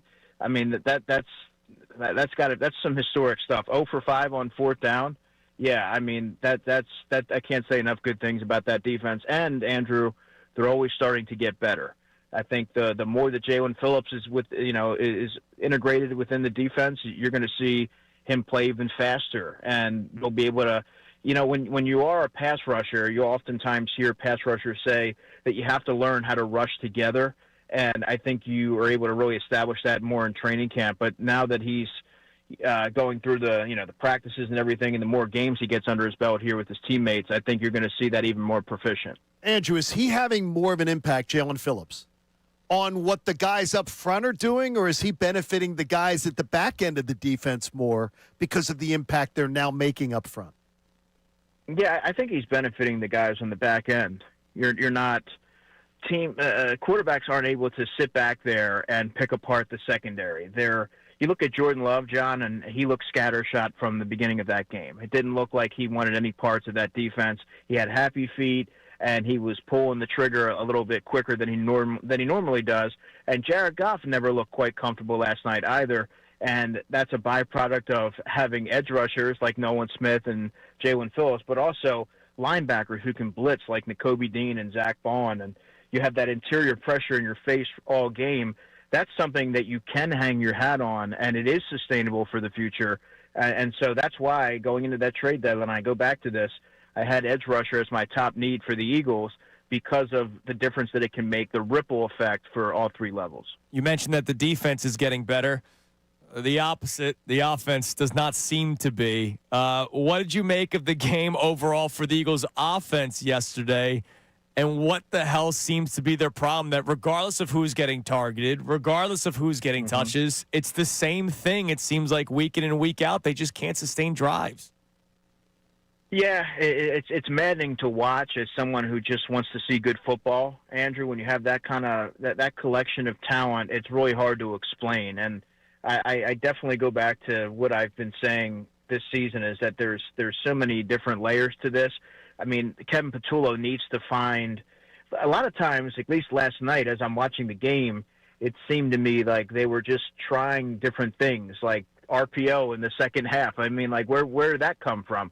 It seems like they're just trying something and hoping that something sticks. There's not a lot of a rhyme or reason within the offense, and I didn't think Jalen Hurts was particularly accurate in some instances. That pass to Saquon Barkley down the sideline really stands out. Then again, he had a nice play. That shot to Jahan Dotson, who did well to hang on from a big shot from Brian Branch. That was a really good throw. There were some drops in that game. There was continued, self-inflicted wounds from, penalties and things that are negating plays and setting yourselves back and putting there's been too much of that this season. And, execution, play calling, up and down play from the quarterback. It's, there's receivers that are running routes. That drop by Dallas Goedert, that second one, A.J. Brown was right behind him. That's not the first time this season that I've seen spacing issues in terms of, route concepts and things like that. So it's just, it seems like things are going in the opposite direction here. And the defense has had to really, pick up the tab one too many times this season. How much do you see? I know you're a guy who you definitely have your feet in the moment, but you know me, I like to look ahead. The schedule does soften up a little bit. And do you think that these kind of opponents that are going to be upcoming are the kind that are going to really tell us whether the Eagles fix these issues? Yeah, you also have to trust your eyes, John, right? I trust yours more than mine. So. Well, I'm expecting the Eagles to go out there and look a little bit different against a team like the Cowboys, much like they did against the Giants in that second matchup. But you need to be able to see that carryover before you get a better feel for who they are and what they are from an offensive standpoint. And I often say that games have personalities. The Green Bay game certainly did. This one, I don't know what to make of it. Jared Goff completed 37.8% of his passes. Jalen Hurts, 50%. The Eagles weren't really able to do much of anything aside from a flash play, a 17-yard run from Tank Bigsby, the bomb to Jahan Dotson. It was really sporadic production, and I'm looking to see some semblance of sustainability against a team like the Cowboys and the Bears coming up after that, and see if they can build off of that. It's way too deep into the season for there to be these kind of shortcomings offensively. They have enough talent there that it leads me to believe they're going to figure it out. But you can't always expect the defense and the special teams to pick up the slack. I don't think that's fair, nor do I think it's feasible for the long term here. It seemed like part of their plan going into the game was to force the football over to A.J. Brown. We discussed that on the show, but then we debated whether or not that was appropriate for the Eagles to do. So what did you make of the early attempts to getting A.J. Brown the football yesterday against the Lions? Yeah, 11 targets in that game, 7 catches, I believe, for 49 yards. It wasn't a great, passing game performance across the board, but it did feel like early in that game that they were making a conscious effort to facilitate the football to A.J. Brown. And I've always been of the belief that good things happen when you get the ball to A.J. Brown, but there wasn't a whole lot going on for anyone, and it wasn't even until later in the game that Devontae Smith even got a reception. Heck, Kylan Granson got a reception before Devontae did. So I don't know. I don't necessarily think that's a bad thing. I think the more you target AJ, we've seen a track record that's the better the offense, the more cohesive that it looks. But it wasn't working across the board. So I don't necessarily look at that and say that was one of the hindrances last night as to why the offense wasn't able to get on track. I just think that there were so many different reasons. The offensive line, by the way, guys, struggled. Obviously, Lane Johnson wasn't in there for a while. Fred Johnson was in there.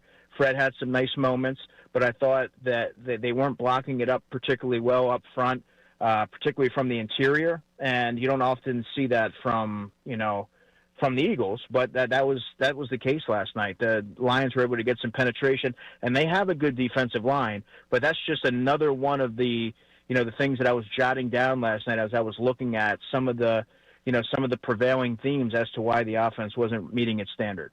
I know you always have your listening ears on, and sometimes in a post-game locker room, you're getting a feel for something about the health of the offensive line. What were you getting as an instinct on maybe these injuries, and is there any kind of things that maybe you were hearing some whispers? Well, I think they're always, at this point in the season, as you know, John, everyone's battling something. Sure. Now, I don't know if Cam's, 100% healthy. I think he was gutting it out. He was healthy enough to play, and Cam Jurgens says if you're out there, you're 100%, which I respect. But you can clearly see that he wasn't his normal self out there. But outside of that, I thought, they're coming off, they're 2 games removed now from the bye week. So presumably that would serve some of those guys well. And I've said this to you guys before, and I really believe this. so much was made about the volume that Saquon Barkley absorbed last season, but I don't think enough was made about how that style of play, that attrition would affect the offensive line. And that's something that you can expect to see likely linger throughout the season. I mean, it takes a while. And when you're continuously going out there and that's your philosophy, well, you're not getting a whole lot of reprieve. So at this point in the season, it's kind of, that's how it's going to be. With the addition of Jalen Phillips, the return of Nolan Smith, the return of Nakobe Dean, you talked about it, the secondary will benefit. How good or much better will Quinyon Mitchell be than already he is?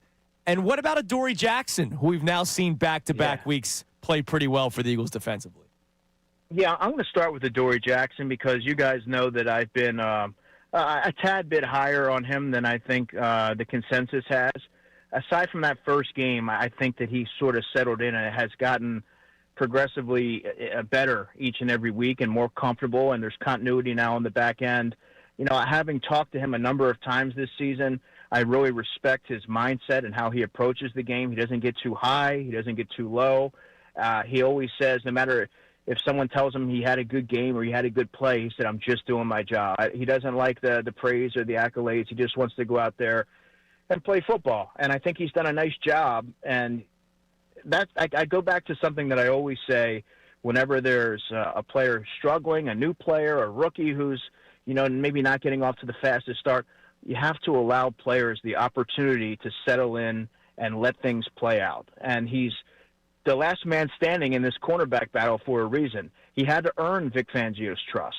Vic Fangio wanted to see a little bit about what he was going to be about and if he was going to battle, and it doesn't matter whether it was Keely Ringo, Jacorian Bennett, some of the trade acquisitions, he's still there, and he's still starting in these games. So I think that speaks a lot to him being a survivor, which is what Vic Fangio referred to him as. And then Quinyon Mitchell, Andrew, I think he's going to be an all-pro. He's just simply one of the best corners in football, and he's going to always benefit even more so from the pass rush that the Eagles have dialed up. Andrew, you're the man. We appreciate the time as always. I hope you had a good time sitting next to John Kincade and Bill Colarulo in the press box yesterday, keeping warm. I at least learned something. You know, I don't know about Bill. He'll have to tell you later. I appreciate you guys. Have a good day. Take care, buddy. There he is, Andrew DeCecco on the Comcast Business Hotline. All right, coming up next, we have Those are two intense football guys, by the way, though. Hell yeah. They are the notes they both take. I take notes on my iPad. They take notes that are like it's the legal pad. Well, I think it's but it is. It's attorney at large. Monday morning radio host. Don't worry, Connor. I have which clips I want. Monday morning radio host comes your way next. It's what we do best. We don't break down film. We break down press conferences. Hear from Nick Sirianni next. It's Kincade Salciunas, 97.5, The Fanatic. I am thrilled that we have a Brad.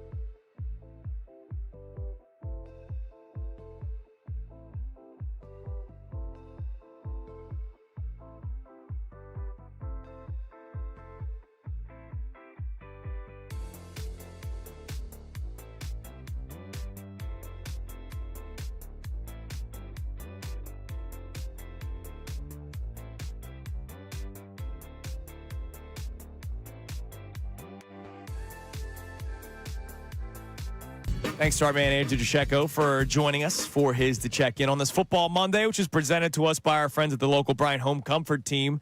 Visit nopaybryant.com to keep your HVAC in the starting lineup. We are fake football guys here on Kincade Salciunas. We don't break down film. We break down press conferences. It's time now for the Monday Morning Radio host. Now, the Monday Morning Radio host on 97.5 The Fanatic and 97.5thefanatic.com. All right, we play a couple of clips from Nick Sirianni's post-game press conference. Takes over today's headlines on this Monday morning. What did you say? Oh, I almost said Tuesday because they played Monday night last week. Oh, okay. I Brought get to us you. by who, Connor? Our friends over at Lundy Law. If you can't remember what day it is, or if you have been injured, you can go ahead and check them out. For over 70 years, Lundy Law has been fighting for injured people. If you need them, remember the name Lundy Law. Your injury lawyers. Visit LundyLaw.com. That's LundyLaw.com. Those could be correlated, by the way. They could be. Forget the day because of an injury. You're going to the blue tent in a minute. I'm telling you. Yeah, and then Brian Dable's going to pull me right out. Connor, you know what he said to me this morning? He got out of the car and he goes, okay, enough of these night games. Yeah. And I don't blame you. I'm feeling it today. Because it's nasty. I'm feeling it today. And you got to bed early by relative standards. Yeah, early, my ass. Relative standards. All right, Nick Sirianni, we played it for you earlier, but, man, was it so good. I want to play it again. 5 fourth down stops. 0 for 5 were the Detroit Lions yesterday. Here's Sirianni talking about it. Awesome. Those are turnovers in our mind. Really, really good coverage and rush together. Aggressive play the front, good matching in the secondary. It's a good football team, and to be able to go, what was it? 4 for 5. Able to be, 5 for 5 the way we look at it, outstanding. And I think of the 5, there was only one where it was on the receiver. Amon-Ra dropped one. It went through his hands and then it hit his leg. But other than that, no, it was great. To Nick Sirianni's point, the pass rush got to Goff, made him hurry throws, and there wasn't much separation, which is why I want to play this clip. Nick Sirianni, because there's still an opinion about him. Our man MBD, 20 minutes in the show, still says he stinks. Well, yeah, Nick Sirianni gives him some ammunition. Here was Adoree Jackson. Felt like he was sticky in coverage this evening. Obviously, I love when guys have the mental toughness to give up, when they give up a play to come back and continue to fight. That just speaks a lot of the character of the person and the character of the team. Yeah, I mean, look, he's continued to play through it. And it's not that they haven't tried other guys. They started Keeley in a game. They did. And it went worse. Jacorian Bennett's just not been healthy enough to stay on the field. They make the trade for Jair Alexander, which is a flyer, right? They bring in Michael Carter second. Everybody in the national media is saying Cooper DeJean's going to bounce to the outside. Nobody really expected that here because of how good he is in the slot and how much Vic Fangio likes it. So you got to find somebody. And Adoree Jackson's kind of been the most consistent guy. And now with the pass rush, it's gone a lot better. I can't believe how Adoree Jackson's playing. Look, and I'm hoping that I didn't go overboard with the critique, but I was absolutely not thrilled. Look, he did get burnt by James Williams yesterday, but, a lot of people have. Yes. A lot of people have. And 6 points. Total. 6 points. All right, here's Nick Sirianni talking about the batted balls that the Eagles defense is doing so well right now. Very, because you could have the right play called, everything could go right, and then it gets knocked down before you get into the execution of it. So I think that's a really good observation, and it is. It's a little demoralizing when that happens because everything can go right, and the guy gets his hands, doesn't get free on a rush, but times it up and knocks it down. Jordan Davis had 3 batted balls last night, which now ties him for the top in the NFL with Cam Hayward, Zach Allen, and Max Crosby. Pretty good company to be in. And I don't remember Jordan Davis doing this much in recent years. Maybe this is a maturation process. No. I think it's adding a different thing to the toolkit. Yeah, if you don't win. And he's gotten better at it and better at it. Win, don't give up on the play. Just try to find a way to knock it down. Is AJ listening to that? Okay. Hopefully. That's a good message from you. I like that. AJ's catching shade when No, trying to credit Jordan Davis. I can't believe they didn't show you that replay. That's good. Yeah, it is weird. I'm looking forward to somebody posting that. Mike Vito went back. He was watching back this morning, and he goes, I'm glad you brought that up. He goes, because absolutely. He quit on the route. He quit on it. Yeah, I need somebody to post it. We've seen a few of those this year. Here's Sirianni talking about how he wants the offense to be better. Yeah, obviously we want to be better than what we were tonight, but every game's played a little bit different. Like the way the game is played sometimes is dictated of what's happening in the game, right? Make no mistake about it, our goal in every single game is to come out with a win, right? And so sometimes the game's played a little bit differently in that, and we're able to get a 10-point lead. And so every game is played to win. Yeah, I mean, okay, that's a little simplistic. It needs to get better, Nick. Every game is... Don't give me every game's different. Okay, did he literally just say up there, every game we play to win? Yeah. Come on, coach. Because he's running out of things to say. Because it's double talk. And they have no answer. Just tell us that, like stop. Every game we're playing to win. Well, thank you, coach, for that great information. That's so ridiculous. Yeah, it was a bad day for the Eagles offense yesterday. 3 points in the second half. Fortunately, the Eagles defense is elite. All right, one more for you. Here he is talking about how he'd like to win every game by 30 points.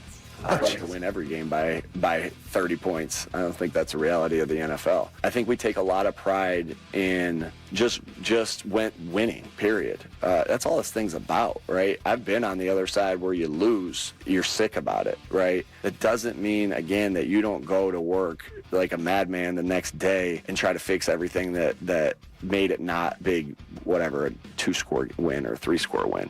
But we take pride. I think the answer really, Zach, is we take pride in winning. I'm glad you do. That's good that they take pride in winning. That's something that you don't hear from NFL head coaches. Oh, wait a minute. Yeah. Like pretty much you would. You also have to take pride in trying to figure out how to make it better because there might be a time where the winning dries up if you're not scoring points. Wait, they're tap dancing on this. They're tap dancing on this whole Kevin Patullo thing.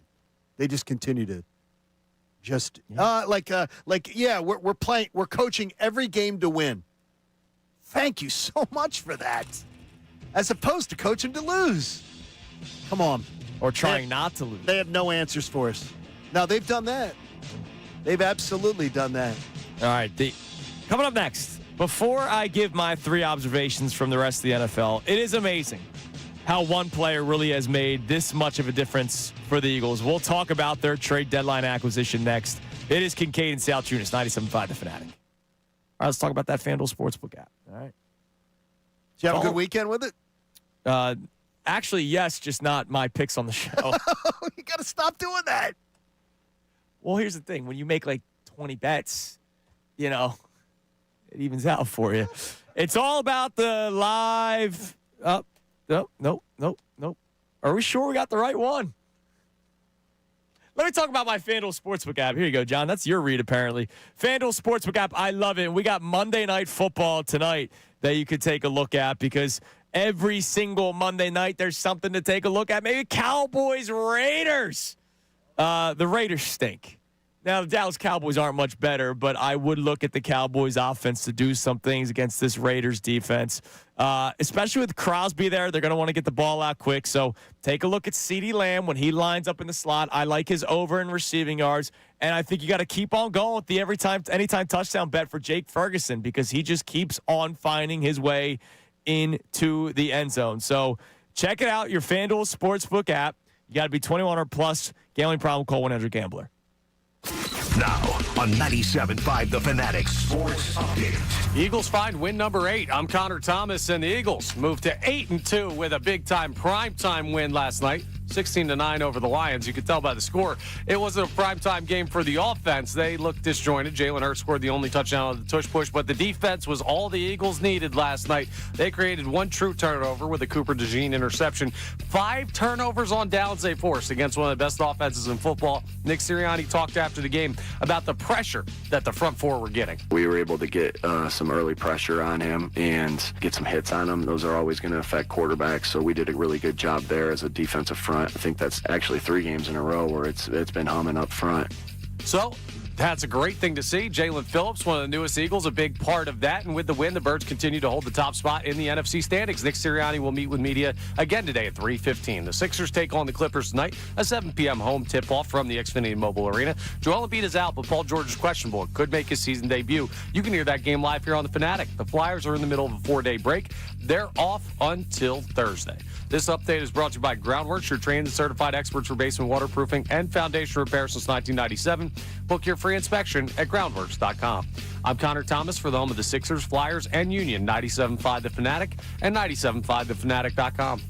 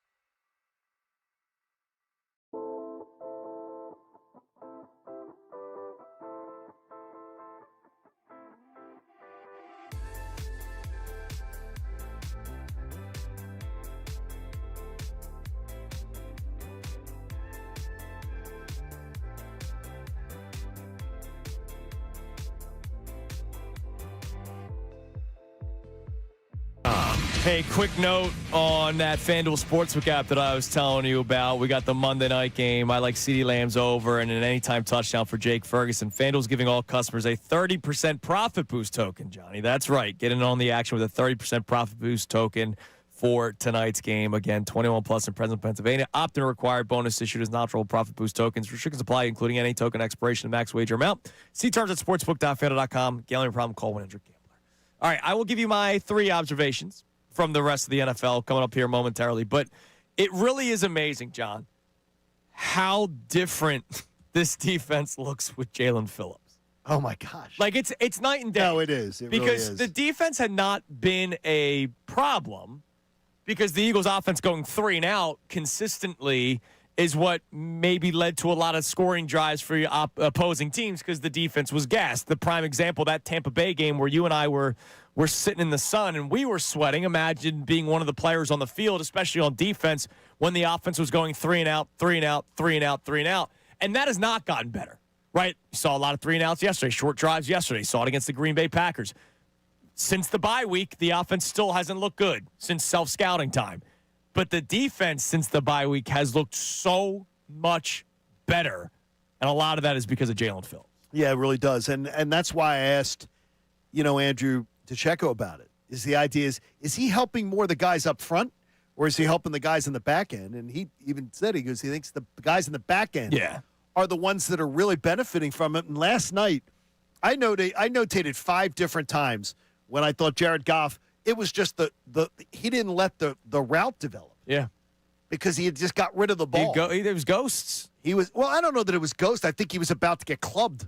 He really was. Or he felt like he was, and then that comes and just causes him to pull the trigger a little bit early. Your edge rusher split here percentage-wise. Jalen Phillips led the way 76% of the snaps.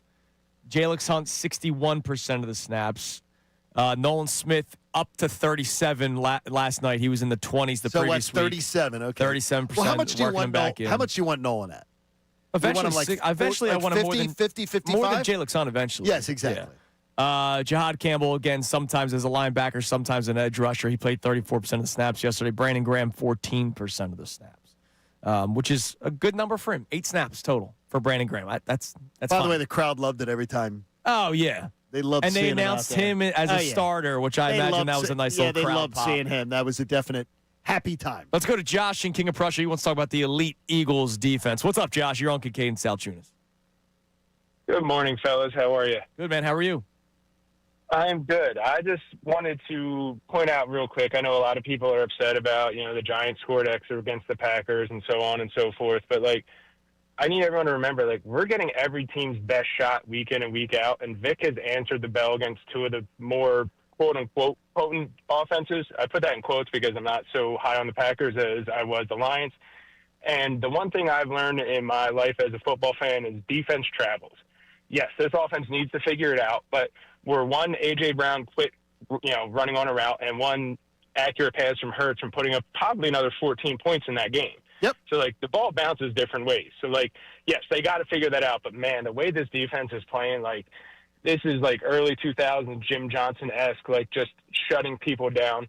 Amon-Ra St. Brown had 2 catches for 42 yards, and one of those was a 31-yard that Coop got caught in some trafficking. This defense is just next level, and, it's great to watch. I mean, I can't remember a time where I sat there and watched a team go, I'm not concerned. They're going to stop him. And they did almost every time last night. 5 on 4th downs. They stopped them all 5 times. 0 for 11 the last 2 times we played the Lions, going back to 22. They stopped them 0 for 6 out there. It just and that was before Vic, And that's why 2023 was terrible, right? We all know we were there. That defense was awful. This defense, I get surprised when they give up a first down. It's crazy. And it's so amazing to watch. And it is amazing to watch. Josh. They were relentless. Oh, they were relentless. And the one drive where they had the 2 big pass plays back to back and got the touchdown. Yeah. At that point, I'm going, what did they figure out? Right. Well, whatever they figured out, Vic Fangio figured it out and said, okay, well, now this is the adjustment we're going to make. Yeah, it was a tremendous night for the Eagles defense again. All right, we'll get to the text line here momentarily, but hit me with some football music. Thank you. 3 observations from the rest of the NFL. I will start with the first place Chicago Bears in the NFC North. It's a 1A, 1B because they are first place of their division with a 7-3 record. So maybe we have to start looking at them as maybe last year's Commanders team that won surprisingly a lot of games, but they are winning by the skin of their teeth a lot of these games, much like the Commanders did last year. But they also won because they played 9. Since J.J. McCarthy told us about his alter ego when he steps on the field, 9. The Minnesota Vikings are 0-2. He has a completion percentage of 48%, 2 touchdown passes to 4 interceptions, 5 rushing attempts for 48 yards. By the way, his yards per attempt passing, just 5.5 yards per attempt, much like we see here. Quarterback rating 51.5. Since we learned about 9. I take a lot of joy in that. When you come off like an idiot and then you start playing really poor the next 2 weeks, that makes me smile. Boy, he read his clippings. He really read his clippings. 9. But Michigan tends to be a little arrogant. Yeah. So he was created. How was he in Michigan? Oh, that's right. He handed the ball off all the time in Michigan, too. Can the Chiefs miss the playoffs? We're really going to have that conversation. They are 5-5 after losing to the Broncos yesterday. They play the Colts, who are coming off of a bye next week. If they lose to the Colts, they're 5-6. They would be a game under 500 toward the end of November. And their schedule doesn't get much easier. Cowboys, we know what that offense could do. Texans, we know what that defense can do. Chargers, we'll see. Titans, but then Broncos, the second to last game, and then they end the season off with the Raiders. But the Kansas City Chiefs are now looking at potentially going under 500 if they lose to one of the best teams record-wise in football next week. Crazy. It's 5-5, baby. Crazy. They still should make the playoffs. Honestly, if you look at their schedule, they still should make the playoffs. But who knows? I never thought we'd get here where we'd see them at 500 through 10 games for them. That's crazy. Yeah, I mean, look, right now the Jags are the final AFC wildcard team with a 6-4 record. So just one win, but they won. They beat the Chiefs. So technically it's a 2-game lead over Kansas City. Which is amazing. Clock's going to start ticking soon for Kansas City. Lastly, I know he ended up exiting the game with an injury, so I hope he is okay. But Justin Herbert and the Chargers, what is that team? Bad? First of all, you and I both took them to win that game. That didn't happen. They got nothing. And I see all the excuse making in the offensive line. Same with the Eagles, right? Like, the Eagles have banged up offensive line. They do. A lot of teams have banged up offensive lines. It's because nobody wants to say that Justin Herbert isn't great.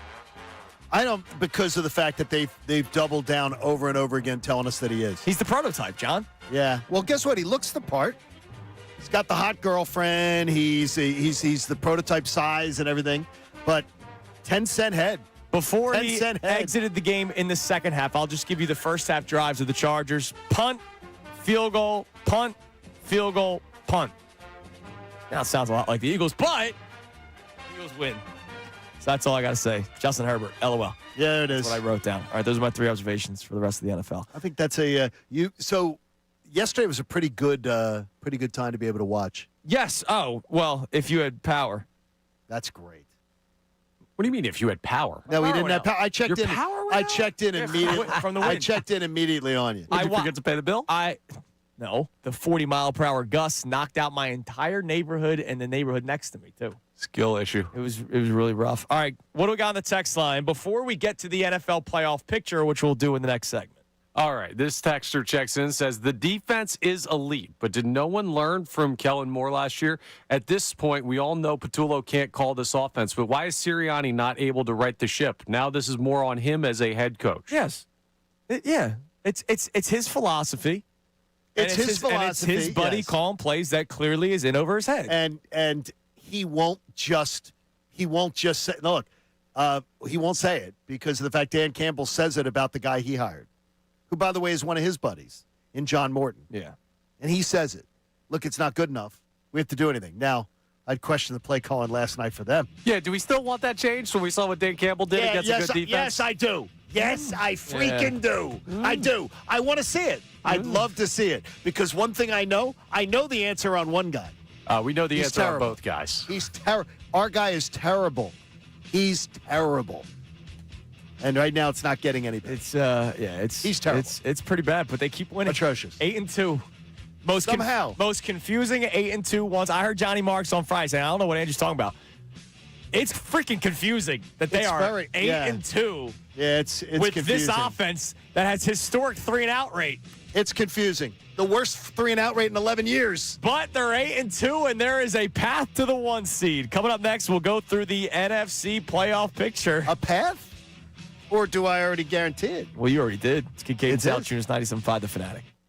I can tell you she doesn't need another.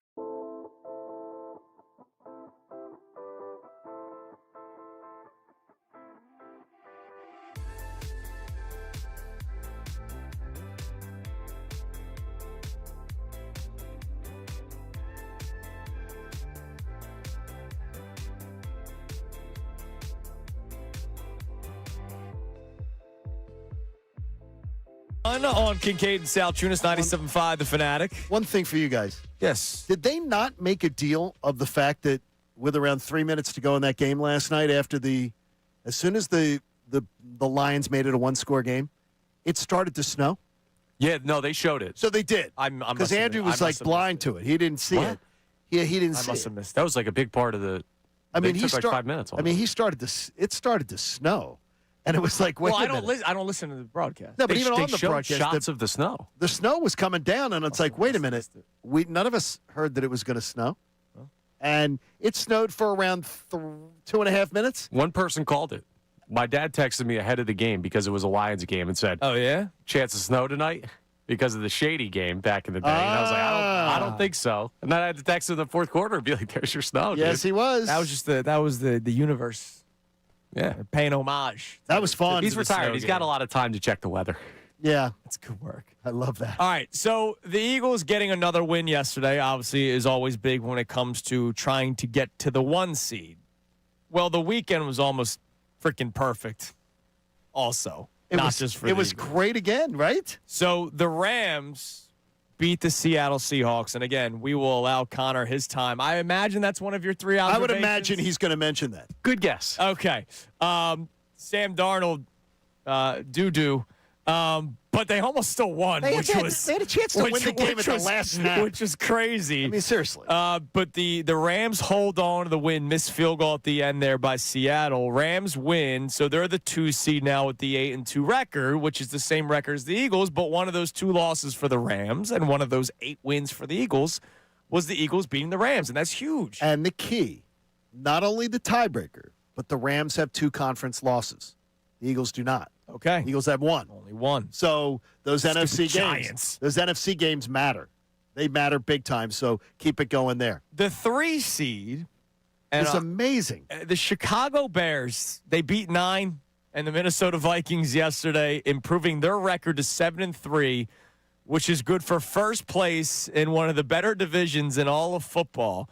Now, their schedule gets rough. It gets nasty. It gets nasty the rest of the way for the Chicago Bears. But could they be a playoff team? Could they be? They absolutely I mean, could be. Yeah, well, the Lions are the first team looking on the outside in, so I'm not sure they're going to make it, but it's impressive. But as you keep on pointing out, if the Eagles are to beat the Chicago Bears, that's another tiebreaker that you would have over a potential playoff team / 1 seed. Oh, you mean off of every division champion of the other divisions? Yeah, it's Of amazing. the teams leading? That'd be amazing. Because record-wise, they're 1 win behind you. That's amazing. And if you can beat them, then obviously you would be 2 wins ahead, and you would also have that head-to-head. It's awesome. The Buccaneers lose to the Bills. Josh Allen looked a little bit more like himself yesterday. I think Bucs that's fall to huge. 6-4. That's the huge one because now with the Bucs, you're 2 games up on the Bucs. Make it 2.5 because of the fact that you've got the tiebreaker with them. The 2.5 game lead, I think that locks it up. I think that so now you're talking about the Birds are just jockeying for one of the top 3 seeds. Yep. Not just the top 4. And then your 3 wild card teams, Seahawks, because they get jumped by the Rams. The Packers, 6-3-1.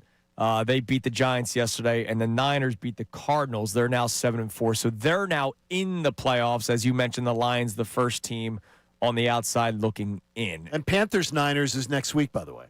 Yes. Panthers are just 1 game behind the 49ers. Panthers and 49ers play next week. So that game's going to mean a lot. That's Monday Night Football next week. And that is it really? Yeah, that game is almost an elimination game for one of them because they're at the back end of the playoff picture, and one of them's going to hold the tiebreaker over the other with that head-to-head victory. And the game is in Carolina. No, it's in San Francisco, excuse me. In San Francisco. In Santa Clara, I should say. Don't the Eagles have a game there later this year? Or next year? No. The Super Bowl? Yeah. That's good, Connor. I like that. Yeah, February the 8th. But it's just it's another step forward to potentially getting the 1 seed, or at least guaranteeing maybe 2 home playoff games, because the way they are playing, the Eagles finding ways to win, and the way other teams are just beating the crap out of each other right now. Are you worried about the Rams? Now, you guys watched a lot. Bill Colarulo and I watched a lot of the Rams-Seattle game. Yeah. Like, are you worried about the Rams or Seattle when you watch them? The Rams, yeah, because their defense, and Seattle's defense, I think Seattle's too. defense is better. I think Seattle's is better. Dude, I really like the Rams defense. Wow, I think they got early. The Rams jumped up on them early, and then they just clamped down. They gave them nothing. Like they had the ball with a chance to win it at the end. Same with the Rams. Rams defense. I mean, they forced. It was unbelievable. 4 interceptions. It was crazy. Rams defense is really, really good, and I would not want to play them a 4th time in 2 years. In 2 years. Yeah, they're probably the team that I worry most about in the NFC. They're the Especially one that worries you the considering most. what you had to do to beat them. If the Rams ended up grabbing the 1, would it crush you? Nah, because I'm not worried about going to L.A. Because then you avoid. Because then, to me, it wouldn't crush me if the Rams were 1 because you avoid playing them till the NFC title game. Also a good so point. you know you don't have to play them, and we all agree right now they look like the team that's the nastiest. Closest to the Eagles. Right. Yeah, in the NFC. So Yeah, you don't want to have to. So you don't want to have to worry about them. That takes them off your plate. Yeah. You don't have to face them, and then you go, okay, if it comes down to it, we'll go to L.A. and bring 30,000 Eagles fans. Right, and you know that, and you know that's going to happen. All right, what do we got on the text line, Connor, at 610-632-0975? All right, plenty of people checking in on the big Eagles win last night and the defensive performance by this team. And Jared in Omaha wants to talk a little bit about the defense, but a specific player, because you admitted to Andy at the start of the show that you were wrong about your perception on the Lions game. First time in sports talk radio history where a show started off with a host saying, I was wrong. There was no hello. There was no pleasantries. It was just, I was wrong. I think that's the first time in sports talk history, Johnny. I think it was great that you did it. I didn't know any way you were going to avoid it after last week. But the thing is, you absolutely celebrated it. You man. owned it. So, and you said, sorry, nothing, what did the texter say? Nothing makes us happier. Yeah, all right. Pat yourself on the back more, Mr. I was wrong. But Jared from Omaha wants to join in. It, baby. He says, if we're doing I'm wrong. Adoree Jackson looked good last night with pressure on Goff. I wanted Adoree cut earlier on in the season. Hand up. Yeah, I mean, look, I think a lot of people. So he wanted him cut. I never went that far, but I certainly wasn't kind to his early struggle. Yeah, I didn't want him cut because I didn't believe in Keely Ringo. Like, I didn't know who, and Jacorian Bennett was hurt. So, like, who were you going to play? Unless you were going to bump out Cooper DeJean to the outside, which I don't want to do because I think he's so good in the slot. He held Amon-Ra St. Brown. I gave you Amon-Ra's game logs this year. It's a lot of 6 for 70, 8 for this, touchdowns. He held him to 2 for 42. Like, that's amazing. Huge. It was amazing.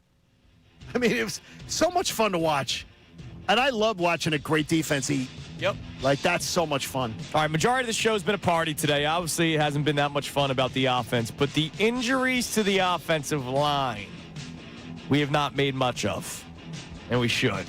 Because it was not pretty at the end. We'll tell you who and what next. It is Kincade Salciunas, 97.5 The Fanatic.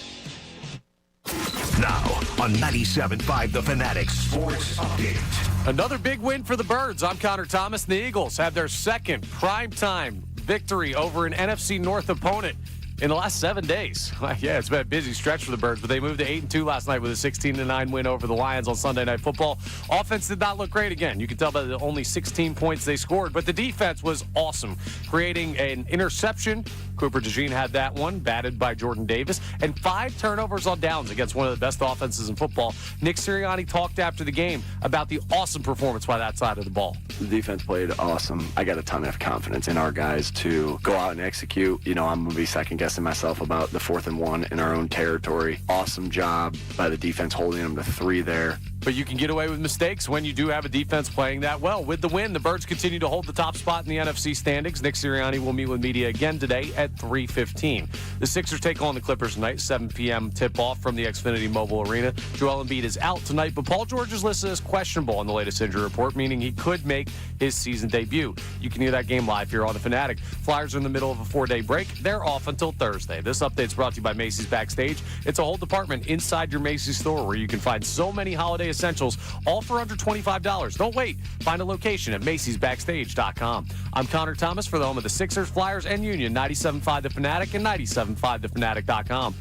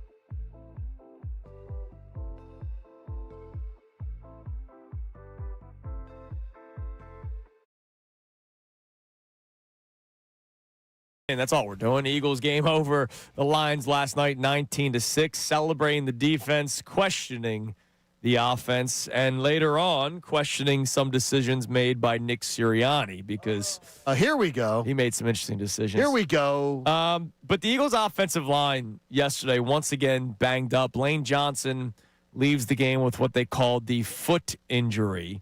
Back-to-back weeks where we've seen him exit. Last week, we at least saw him come back into the game. I'm guessing they didn't feel necessary, or he just couldn't. I don't know. But Lane Johnson exits the game yesterday. I think he couldn't. You think that's what it was? Yeah. I think he couldn't. Cam Jurgens left, but they never said anything. Nope. And if you go to the Eagles Twitter account, they did not. A game was over, so they don't have to say anything. So we probably won't know until Nick Sirianni won't say a damn thing today. We won't know probably until Wednesday when they have the first injury report come out from practice.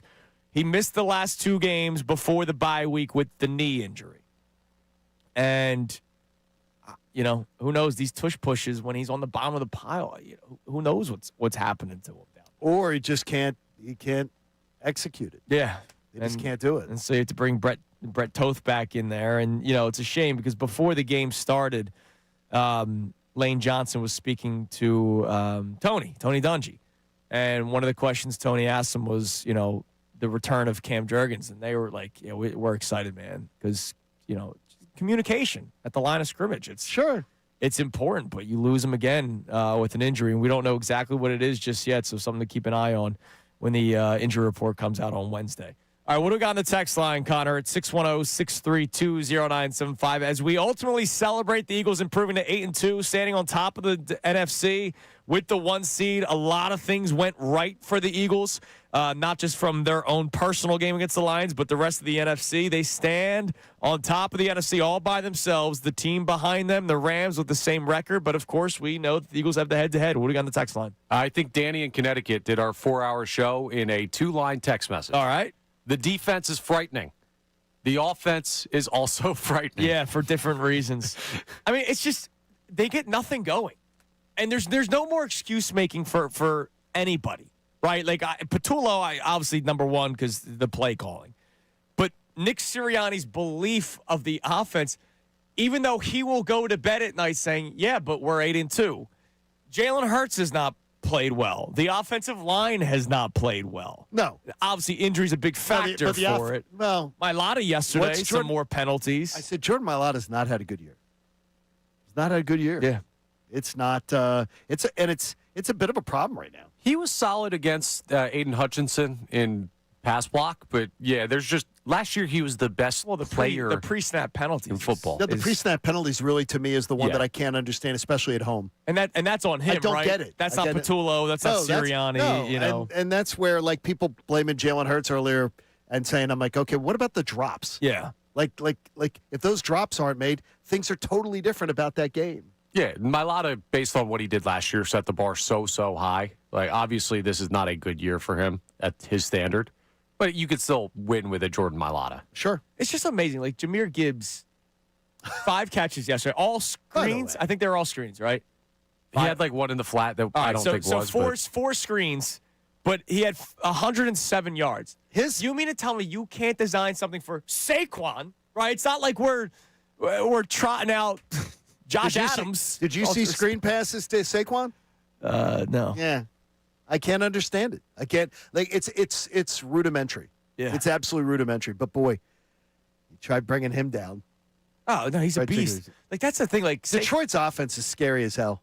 It is scary. That's why I thought that they were going to put up a lot of points. But man, the Eagles' defense is that much better. What else we got? All right, this is important because this guy needs some love. Kenny checks in and says, I thought Nakobe Dean played really well again yesterday. 2 weeks in a row where he blitzed and got a sack or forced a sack. But the surprising thing was his coverage yesterday. He covered Gibbs and their fast wide receivers really well with tight coverage. Yeah, I mean, look, I saw somebody in our YouTube chat say something that we talked about earlier this year, that next year Nakobe Dean will probably get a prove-it deal, 1-year prove-it deal. Not the last couple of weeks. No, he's not getting a prove-it deal. Last couple of weeks, he has played to get paid, and whether it's here or elsewhere. And big impact games that he's probably going to have a chance to play in, He's gonna get paid. Yeah, I mean, and it won't be here. And it won't be Yeah, here. no. And by the way, I'd look down south to where he comes from. You know who he is? He's the Eagles' Ranger Suarez. They're just not going to be able to pay him? Injury concerns at points Sure. that make you question. You get into a Right. contract year. You know the ceiling of the player, and you just can't commit more money to that talent's there. position. You guys watched on TV. Jahad Campbell, thoughts of what you saw? Not much. Not much. I mean, he's been quiet. I also think it's look. I will benefit of the doubt. He's playing different positions now, right? Like early in the season, because Jahad Campbell was playing really well earlier in the season. He was a linebacker. He most period. certainly was. Now he's playing linebacker in some packages. He's playing edge rusher in other packages.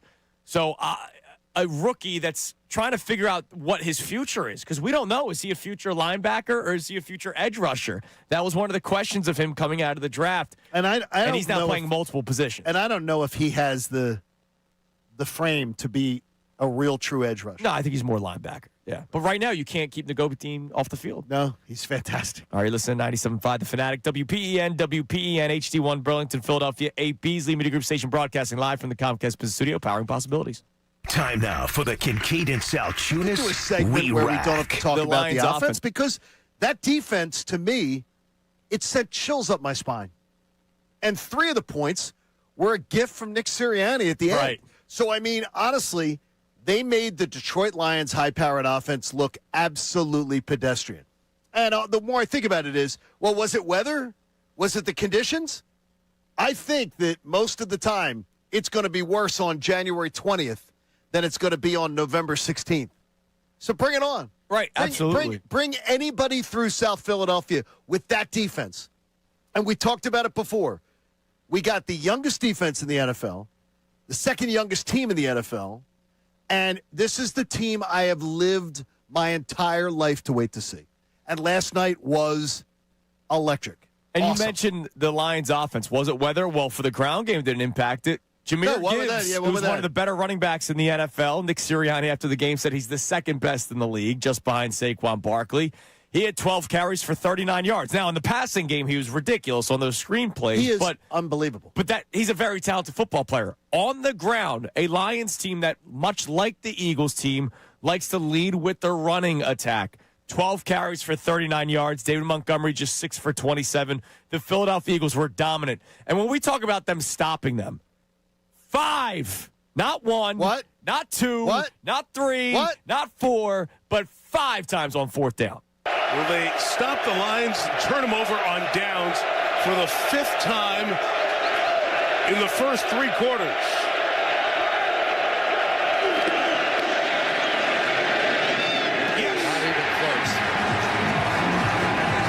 Not even close. They have completely disrupted Jared Goff. And they did, John. That's what's so awesome, though. Or By the way, CBC. I didn't hear Tarico's call and about it. Usually hear a lot of complaining about the Collinsworth games. That's a great play-by-play guy.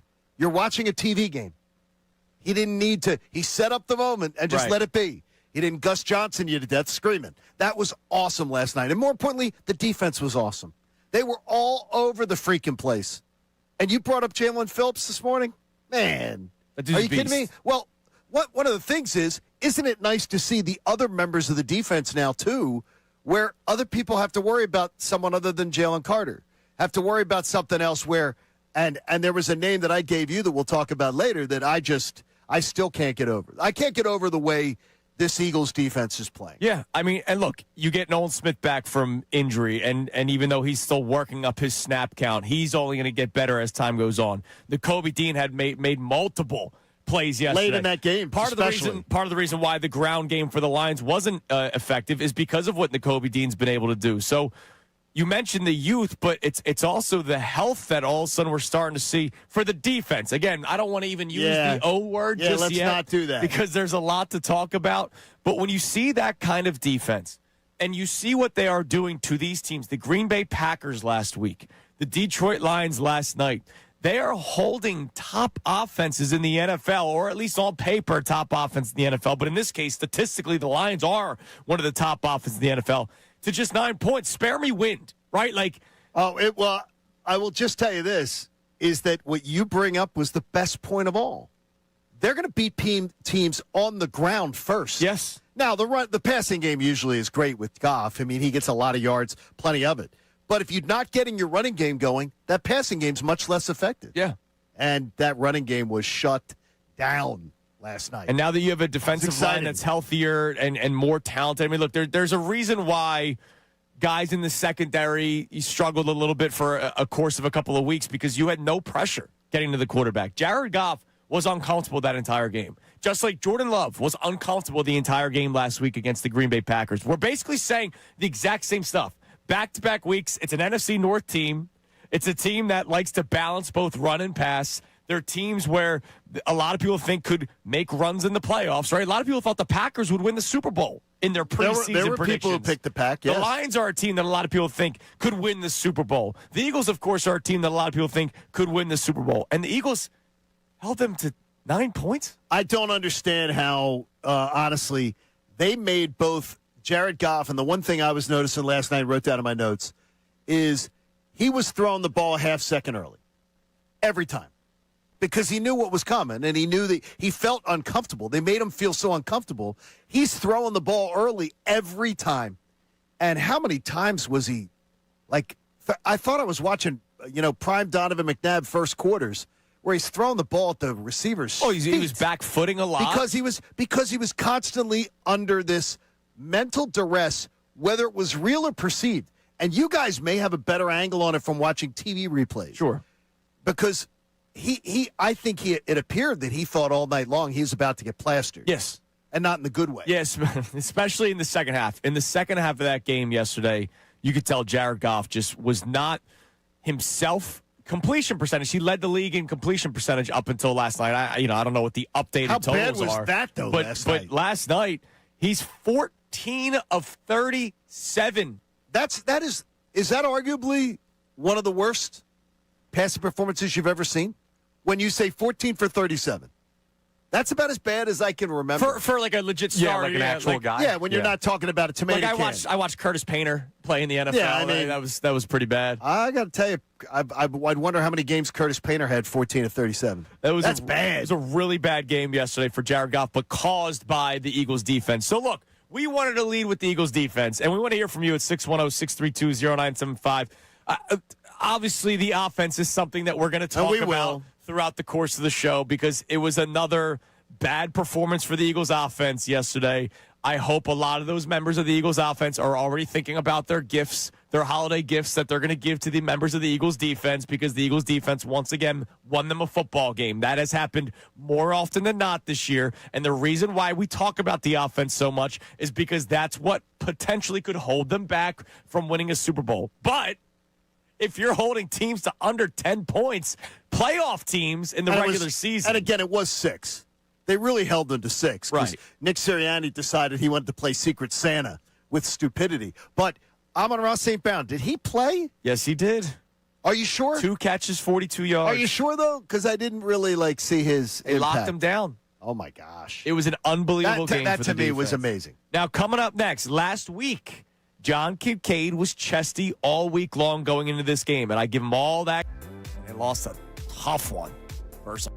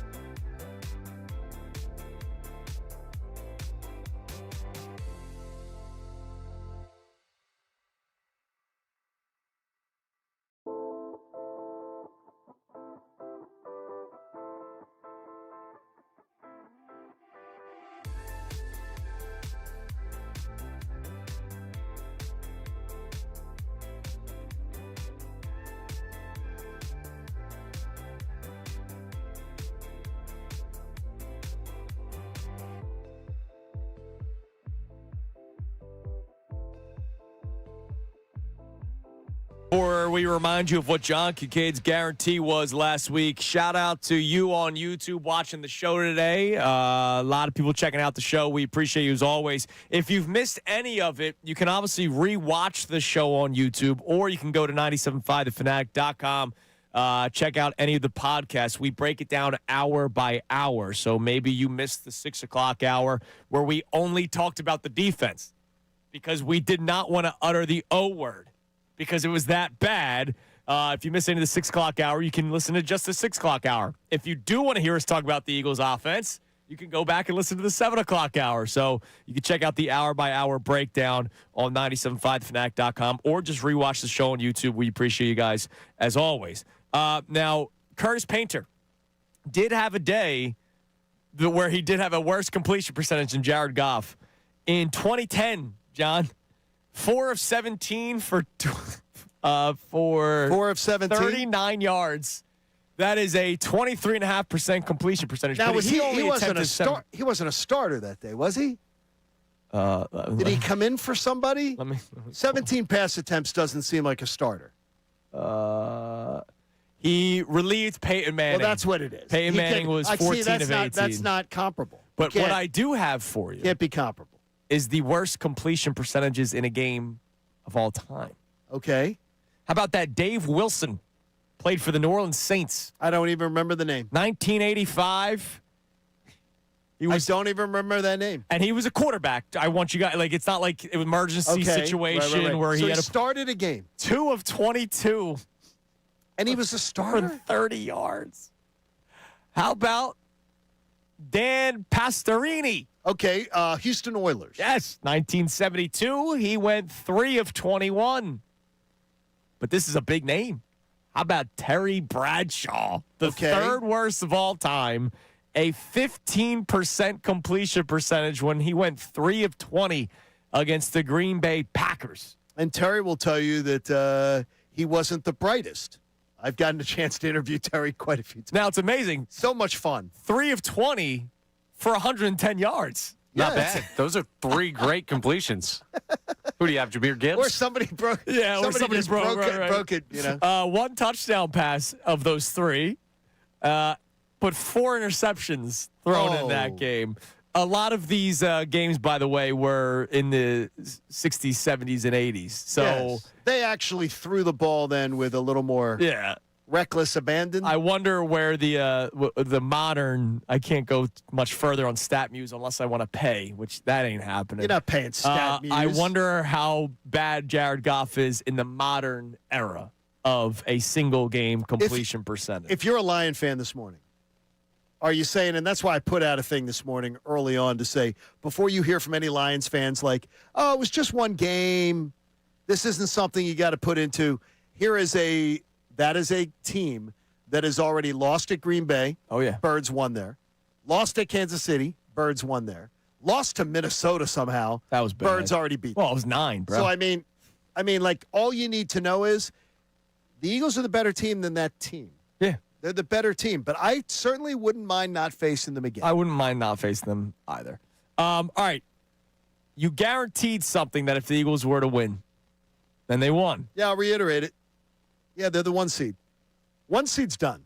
It's over. The 1 seed's finished. Get ready now. You go out there and you make a plan because you're gonna have an off week. So the first weekend of the playoffs, which is the second weekend of January, all we're going to be able to do is sit back for Saturday, Sunday, Monday, and watch games. Love that. It's going to be delicious. And we'll find out if the Birds are going to be opening up the postseason after that. So I'm going to tell you right now, you have plans for the 17th or 18th of January. All right. At Lincoln Financial Field to host a game as the 1 seed. So it'll either be Saturday night or it'll be Sunday afternoon or Sunday night. And the amazing thing is with the parity that is the NFL this year, the Rams would, if the season ended today, Rams-Niners, they split this year. Bears-Packers, you could see either team win that game. Sure, it could. Bucks. The Packers are strange because I could also see the Packers getting on a little bit of a run if they were healthy. Right. And then Bucks-Seahawks. Like, you could see, are the Bucks healthy at that point? Correct. Right? Like, well, the Bucks are the team I don't want to face. They're San Francisco from last year, where I don't kept wanna on. face it. You almost. I needed to see the nail in the coffin, and we finally saw it eventually last year when they dealt with all those injuries. The Bucs are dead in my mind for passing the Eagles in the standings. Yeah, because it's 2.5 games, and I just don't see it happening. And in fact, the Rams could take them out this week. If the Rams beat them this week, it's over. Yeah, Bucs then it's Seahawks would be the former Panthers Bowl, though. That's a big storyline right there with Bake and Darnold. That's right. That is an interesting. They already had that game earlier this year, though, and it was electric. Run it back, playoff. Bucs Carolina. Well, Bowl. yesterday, if you are just a football fan, the watching the Bills and the Buccaneers go back and forth. Oh, it was a fun game. Was pretty freaking amazing. Now here's the deal. You mentioned the Rams. So let's say the Bucs lose, they're 6-5. Oh no, Panthers. Well, the Panthers would then have to beat the 49ers. I don't think the Panthers win the division, but all of a sudden, my prediction of this is the first time in a while where the Bucs will win the division comfortably. Panthers are hanging around. I don't believe that's going to shake out that way. Right. But it is fun to think about. But right now, just look at it this way. The one seed's, I really believe one seed's over. I think it's done. Oh, the Panthers' schedule is grueling. What do they have? Niners, Rams, Saints. That's, Okay. Bucks, Seahawks, Bucks. Oh, you're dead. They close out the last 3 weeks Yeah, they're of the done. season. But you know what, though? Coach Pornhub is going to have a good finish. That's what they say down there, right? Keep Good finish. pounding. Well, believe me. That's the team logo. Don't read that book or excerpts from the book. It's the most troublesome thing you've ever read. Well, he opened up. Well, he opened up all right. Creepy. Incognito mode. It was bad. All right, coming up next. When do we start talking about Nick Sirianni making mistakes? We've mentioned it a few times today. It's been rough a couple of weeks for Nick Sirianni, self-scouting week. Dumb. But they're 2-0. Also, Connor Thomas will make his 3 observations. We believe Sam Darnold will be mentioned. It's Kincade Salciunas, 97.5 The Fanatic. All right, let's talk about family and company jewelers. Holiday season right around the corner. All right, and I know how a lot of you like to propose around the holidays. Because it's here, their showcases at Family Company Jewelers are stocked and ready to go. Do yourself a favor. Get to their showroom on Route 70 in Marlton, New Jersey, and get that special someone a gift that they'll never forget. If you're planning to pop the question this year, go to Family and Company Jewelers. That's where I went and got the engagement ring for my now beautiful wife, Christy. We'll be celebrating our anniversary in a couple of weeks. We are still together.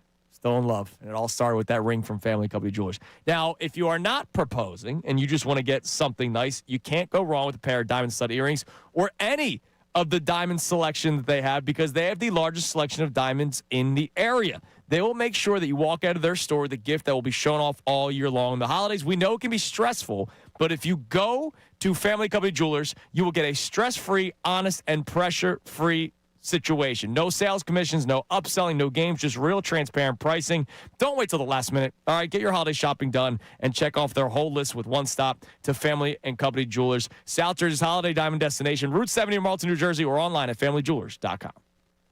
Now on 97.5 The Fanatic Sports Update. Eagles defense dominates. I'm Connor Thomas, and the Eagles moved to 8-2 last night with a 16-9 win over the Detroit Lions on Sunday Night Football at the Link. And the offense did not get the job done necessarily. Jalen Hurts, push touchdown, the only touchdown of the game for the Eagles.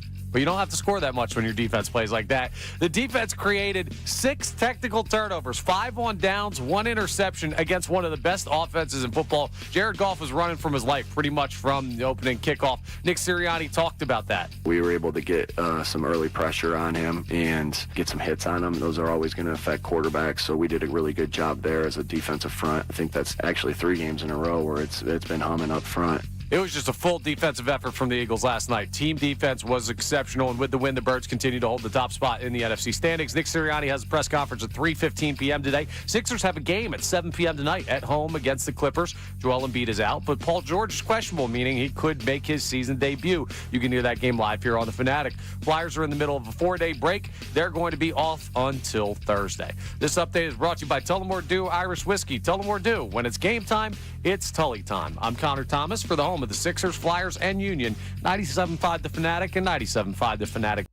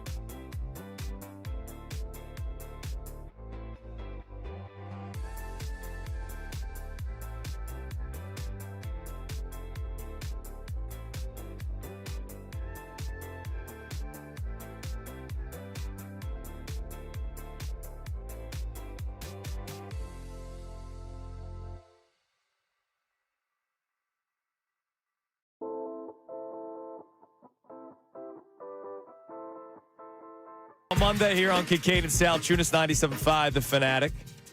Brought to us by our friends at the local Bryant Home Comfort Team. Visit opayBryant.com to keep your HVAC in the starting lineup. Middays with Marks comes your way at 10 o'clock this morning.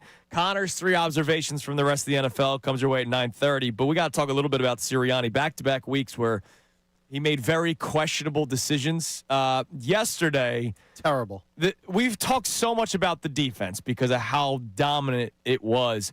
Thank God that they were so dominant because yesterday, late in the game, the Eagles are on their own 29-yard line. Correct. Up 2 scores. They're up 10 points. Up 2 with around, 2 minutes to go?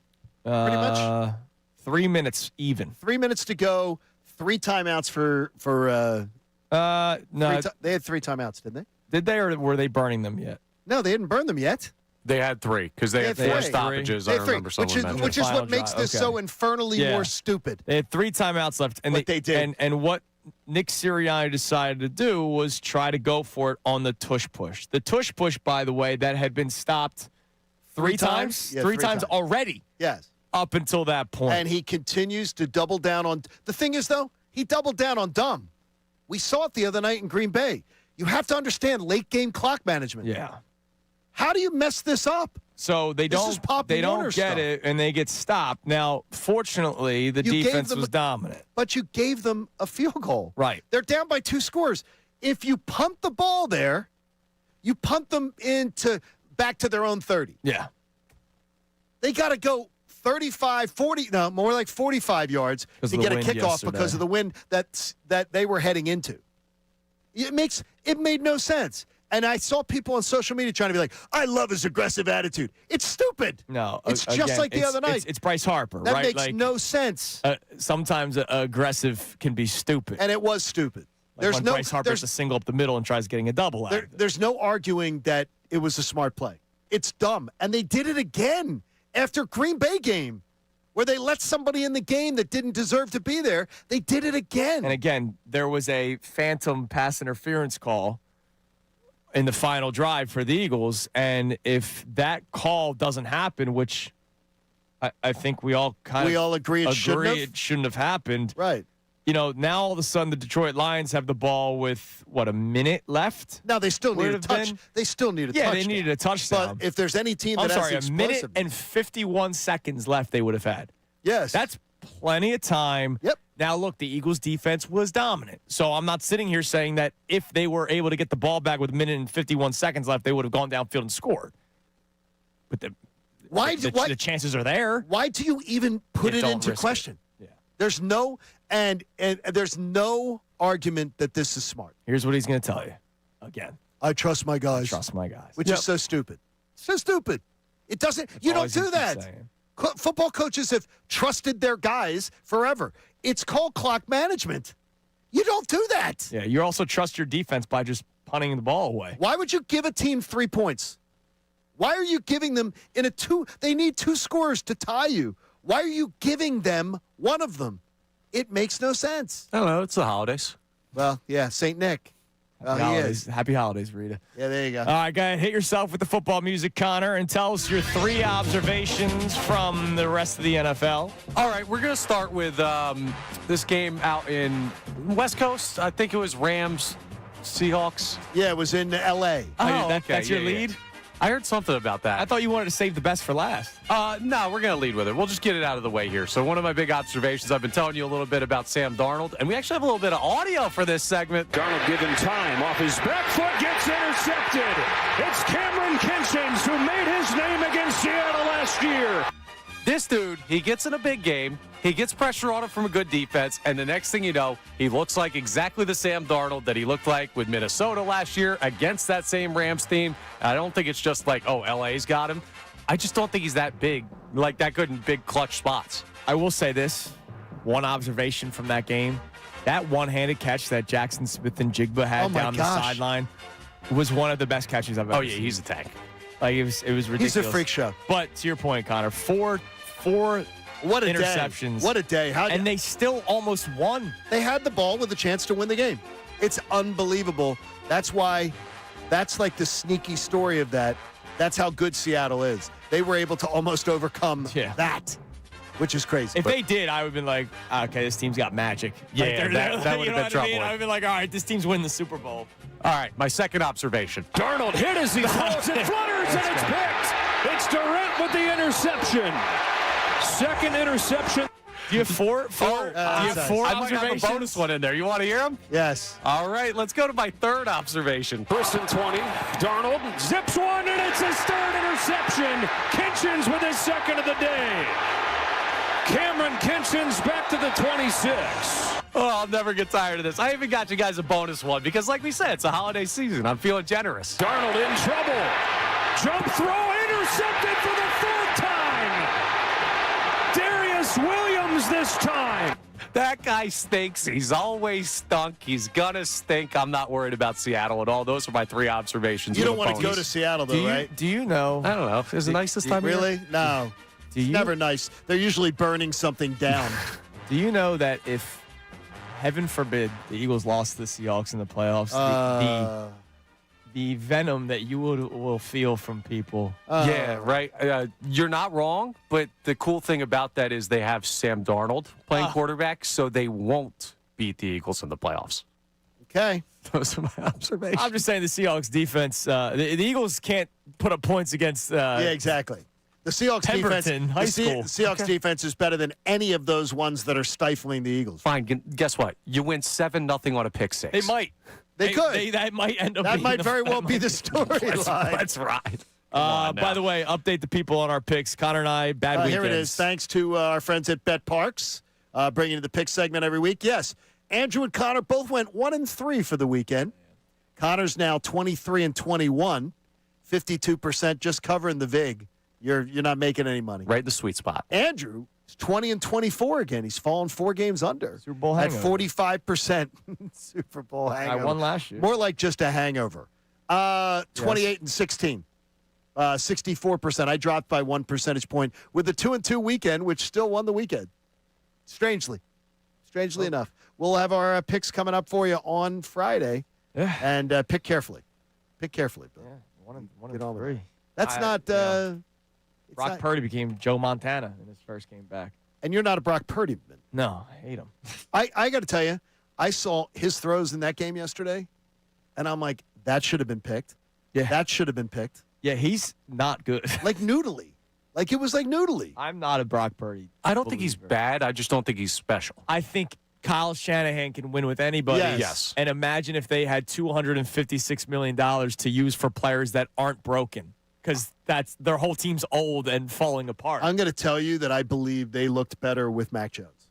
Yeah. I mean, now, that's Purdy's first game back, right? That's his first game back, getting back into it. So maybe that's part of it. Could be. But they looked better with Mac Jones at quarterback. Yeah. That's crazy. Or comparable. And one guy's paid, he's on his rookie deal, versus one guy's getting paid $256 million. Crazy.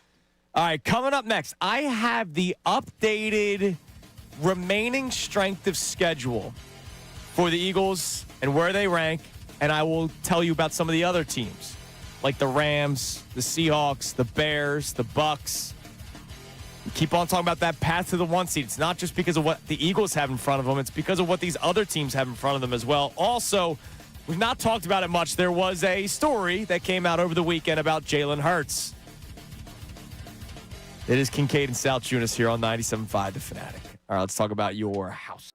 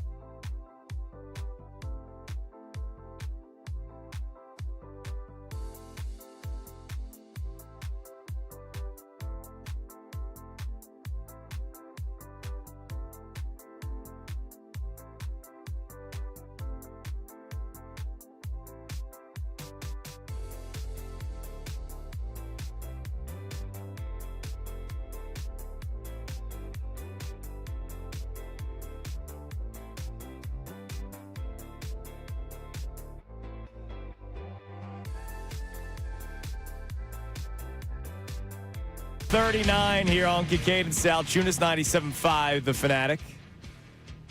All right, so I'm going to give you the updated strength of schedule here coming up momentarily, but there was a story over the weekend about Jalen Hurts. It was Diana Rossini, correct? Shocking. It was Diana Rossini. This was on November 15th, so Saturday. Yeah, no attribution. Again, with the Diana Rossini story. Nobody on the record. Interesting. That's all she has. Constant, nothing on the record. Well, maybe there's somebody talking to her that's constantly But she's been off the wrong. record. She's been wrong and doubling down. Remember the trade deadline? She's been wrong. She's telling all the people that A.J. Brown, oh, no, he's on the market. He's going to move. And Howie made it clear. He's never on the market. Ever was he on the market. He never said that he wasn't. He didn't. He danced. He tap danced around that answer. He said, no, we are not in the business of trading away great players in the midst of a season. Yeah.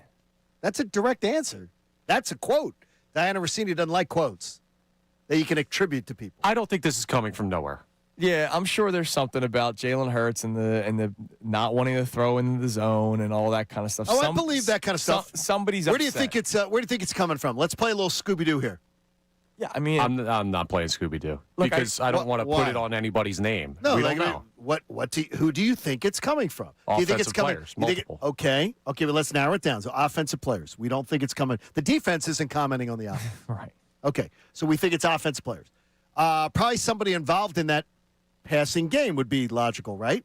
Yeah, but they all kind of are. Like, I don't want to put this on a single player and then have people be like, that's the person mad at Jalen Hurts. You don't have to. Connor, you're trying to make me. Connor, nobody. Okay, you can sit it out then. Okay. You can just sit it out then. It's not trying to make you do anything. What I'm trying to do is let's have logic enter the conversation. If we're going to talk about it, let's have logic. No, you want speculation to enter the conversation. No, let's to have pin it on logic. somebody, and I'm not doing that. Let's have logic as to who would potentially be talking about this. I promise you this, the offensive linemen or not. I've been you in can't enough, promise me that. in enough NFL locker rooms. The offensive linemen are not trashing their quarterback. They're not trashing their quarterback. Lane Johnson came out and said they're being too predictable, having criticism about the offense. Right, but not saying Jalen Hurts is being too. Jalen Hurts needs to be better. Jalen Hurts, he's not pulling a Sean Couturier. He's not doing that. Offensive lineman, and this offensive line and crew has never done that. That's not what they do. They don't call out their quarterback. They're not doing that. Somebody has been bitching and complaining about the quarterback, the passing tree, the offense, not enough targets for weeks, and was asked not to do it on social media anymore. Told completely, don't do this anymore. Back off. And then Diana Rossini all of a sudden has got a funnel of information. It's interesting. Just interesting. It could be Devontae Smith. That's not his MO at all. Okay, that's but if you're just going to say no to everyone's MO, just say you think it's A.J. Brown. Well, that's what I think it is. Okay, so you think. I think, no, I do. I do think it is. We logic. don't know. Logic. We don't. And I didn't say I know. That is why I say I think.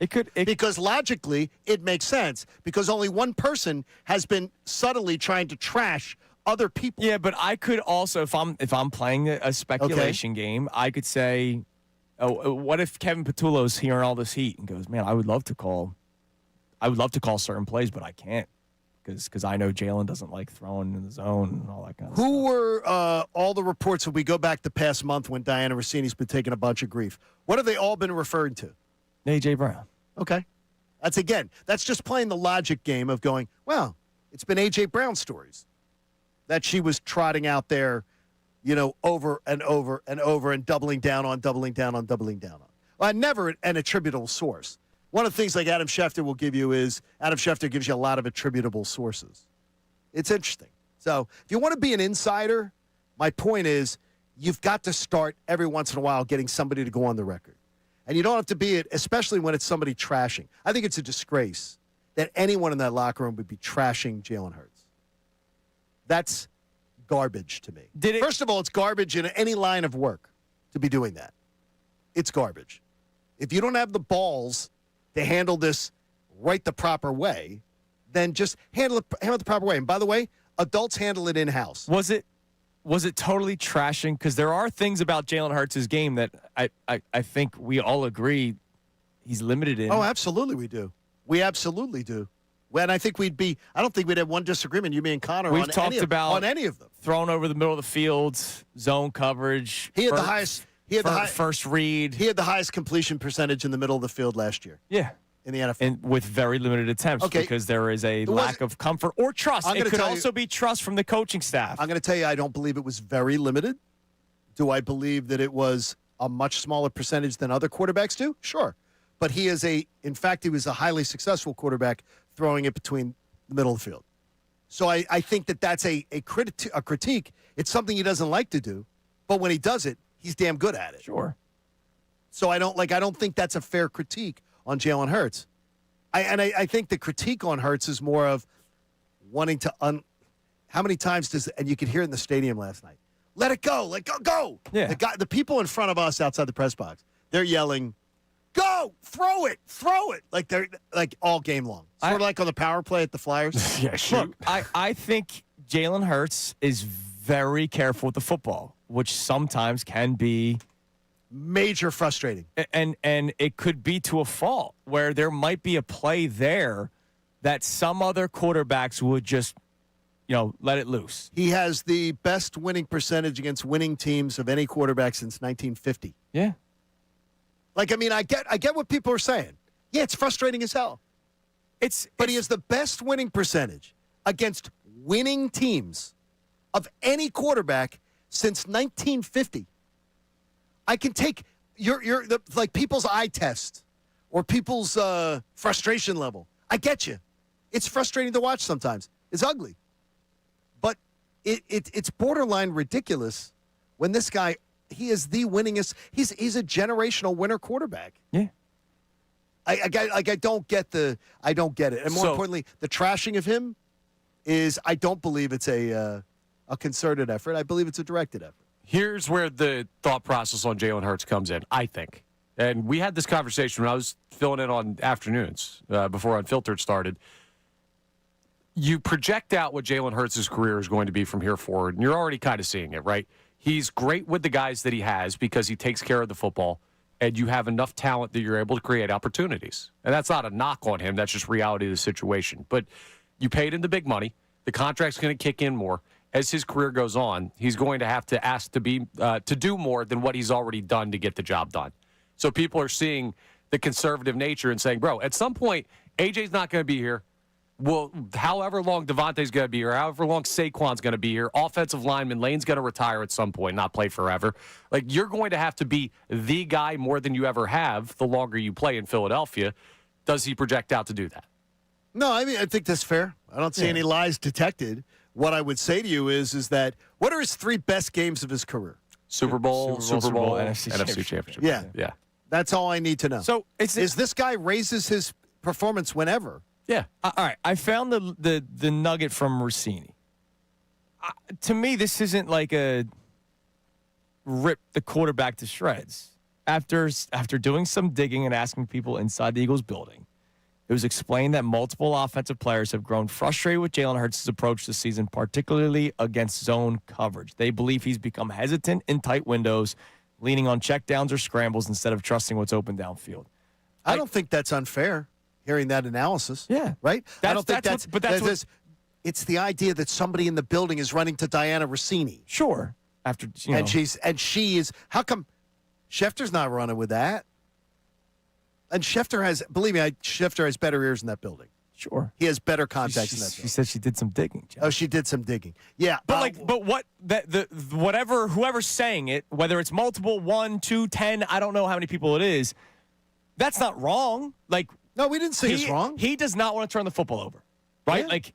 Super careful. And they've won a Super Bowl. And I don't see anything. They're 8-2 this year. I told you, I don't see anything wrong with what was said. As far as that being said, what I say is it's turd behavior. You just don't want someone in-house. That's the kind of stuff that tears teams apart. That's the kind of stuff that brings seasons down. That's the kind of things where this Eagles team is sitting as the number 1 seed, defending Super Bowl champions. And behavior like this is whispered down the lane garbage that destroys teams, destroys locker rooms. Hey, maybe Jahan Dotson's the one that's upset. He barely gets any targets. I don't really think it's it. And more importantly, Devontae, you can hear Devontae on the mic'd up from last week. Just throw the bleeping ball. Right. I know. Now, that's how Devontae Smith would handle it. Directly with Jalen Hurts Well, directly with the Jalen Hurts is right there. Well, no. He wasn't there. But he was there when he said throw the bleeding ball, Jalen wasn't there. Then Jalen walked by. They dapped and up. Then he reiterated it too in comments of the week that's what they want. Yeah. Got to do it. Throw the ball. And so get out there and throw it. Diana Rossini's not the insider that I would trust on what's going on in the Eagles club. All right. I'm just saying, like, that isn't wrong to me. No, I don't think I don't know what the level of frustration is. I don't think the critique is wrong. I mean, like, we all agree with the critique, right? Yeah. Yeah. So we're all on the same page. We all agree with the critique. It's something you don't do. You don't go whispering to Diana Rossini, whoever that rat is. Seriously, that's a rat. That's somebody who's not a good teammate. That's a rat. And that many a rat has brought down teams. Bad behavior. But I don't think we're Orlando Scandrick level of situation right now. Like, that was bad. When you say rat, that's the type of thing I think of. I think this is discourse that is supposed to be kept in-house that is coming out that is not necessarily malicious. Because there's frustration. And it came out in 23. Yeah, well, Just hey, saying to you. Listen, That's when would it you came trust out. Jeff McClain? That's when it came out. Because Jeff McClain's told us multiple times it's not 2023. He doesn't believe it is. No. Zach Berman has said the same. He's also told us that there's frustrations at the quarterback. Right, so it's a different type of frustration in that year. All right, strength of schedule remaining. The Eagles, 1, 2, 3, 4, 5, 6, 7, have the 7th easiest schedule to close out the season. So think about it. They don't really have a tough schedule, right? They are the number 1 team in the NFC with the 7th easiest schedule remaining. The teams that are easier, the Cowboys out, the Jags AFC, the Bucks, but you have a 2-game lead plus the head-to-head. 2.5. Atlanta, they're done. You're not worried about. They're 3-7. They're done. New England AFC. You're not worried about they'll them. Probably win the 1 seed because of that. And then New Orleans, and they're done. Now, some of the teams that you're going to say, all right, can they still make a push for the 1 seed? Green Bay. Green Bay could technically still make a push for the 1 seed. They have the most difficult strength of schedule remaining in the NFL, tied with the Chicago Bears. Yeah, the Bears one looks nasty. Who are also fighting for a 1 seed and a playoff appearance. Carolina has the 3rd most difficult strength of schedule. Not that anybody's really worried about them. But the other teams of note, the Lions, who you just beat last night, they're 9th. Seattle, 10th. San Fran, 11th. And then the Rams, I wonder if this is just a byproduct of all these NFC teams being good. That's part of it. Pretty much. Because it's remaining strength of schedule based off of wins. But like Green Bay's, right? So they have on Tankathon, they have toughest opponents, easiest opponents. The easiest opponents for Green Bay based off of record. Right. 2 games against the Vikings, so that's divisional games. And Baltimore, who's now 5-5. And, they're trending in a different direction. So teams like Green Bay and Chicago that are still up there for you, kind of hovering around, they could potentially lose a couple of games here. What's good news, though, something I found out over the weekend, and it's an error on my part. I kept worrying about that Buffalo Eagles game being the last game in the stadium. It's not. Ooh. The next weekend is. We're fine then. Versus the Jets. Oh, we win by 40. And it's a flex game. Well, bet the over, maybe, even with our offense. That's what I said last night. It didn't go well. But Buffalo, that Tampa game yesterday was so much fun to watch. Oh, my gosh. Tampa and the Bills just slinging it all over the place. It's great. All right, life-saving cancer research, please. H&H Heating and Air Conditioning made a donation to the AACR, and you can too. Go to 975thefanatic.com/AACR because I'm living proof that cancer research saves lives. All right, we got Middays with Marks coming your way next. Anybody in with Johnny Marks today? Obviously, the great Ray Dunn. I think Sean Brace is in. Oh, that's right. I did see that on social media yesterday. His key card must have never been deactivated. Sean Brace will be on with Middays with Marks. Everybody have a great rest of your day. We'll be back at it tomorrow morning on a Tuesday here.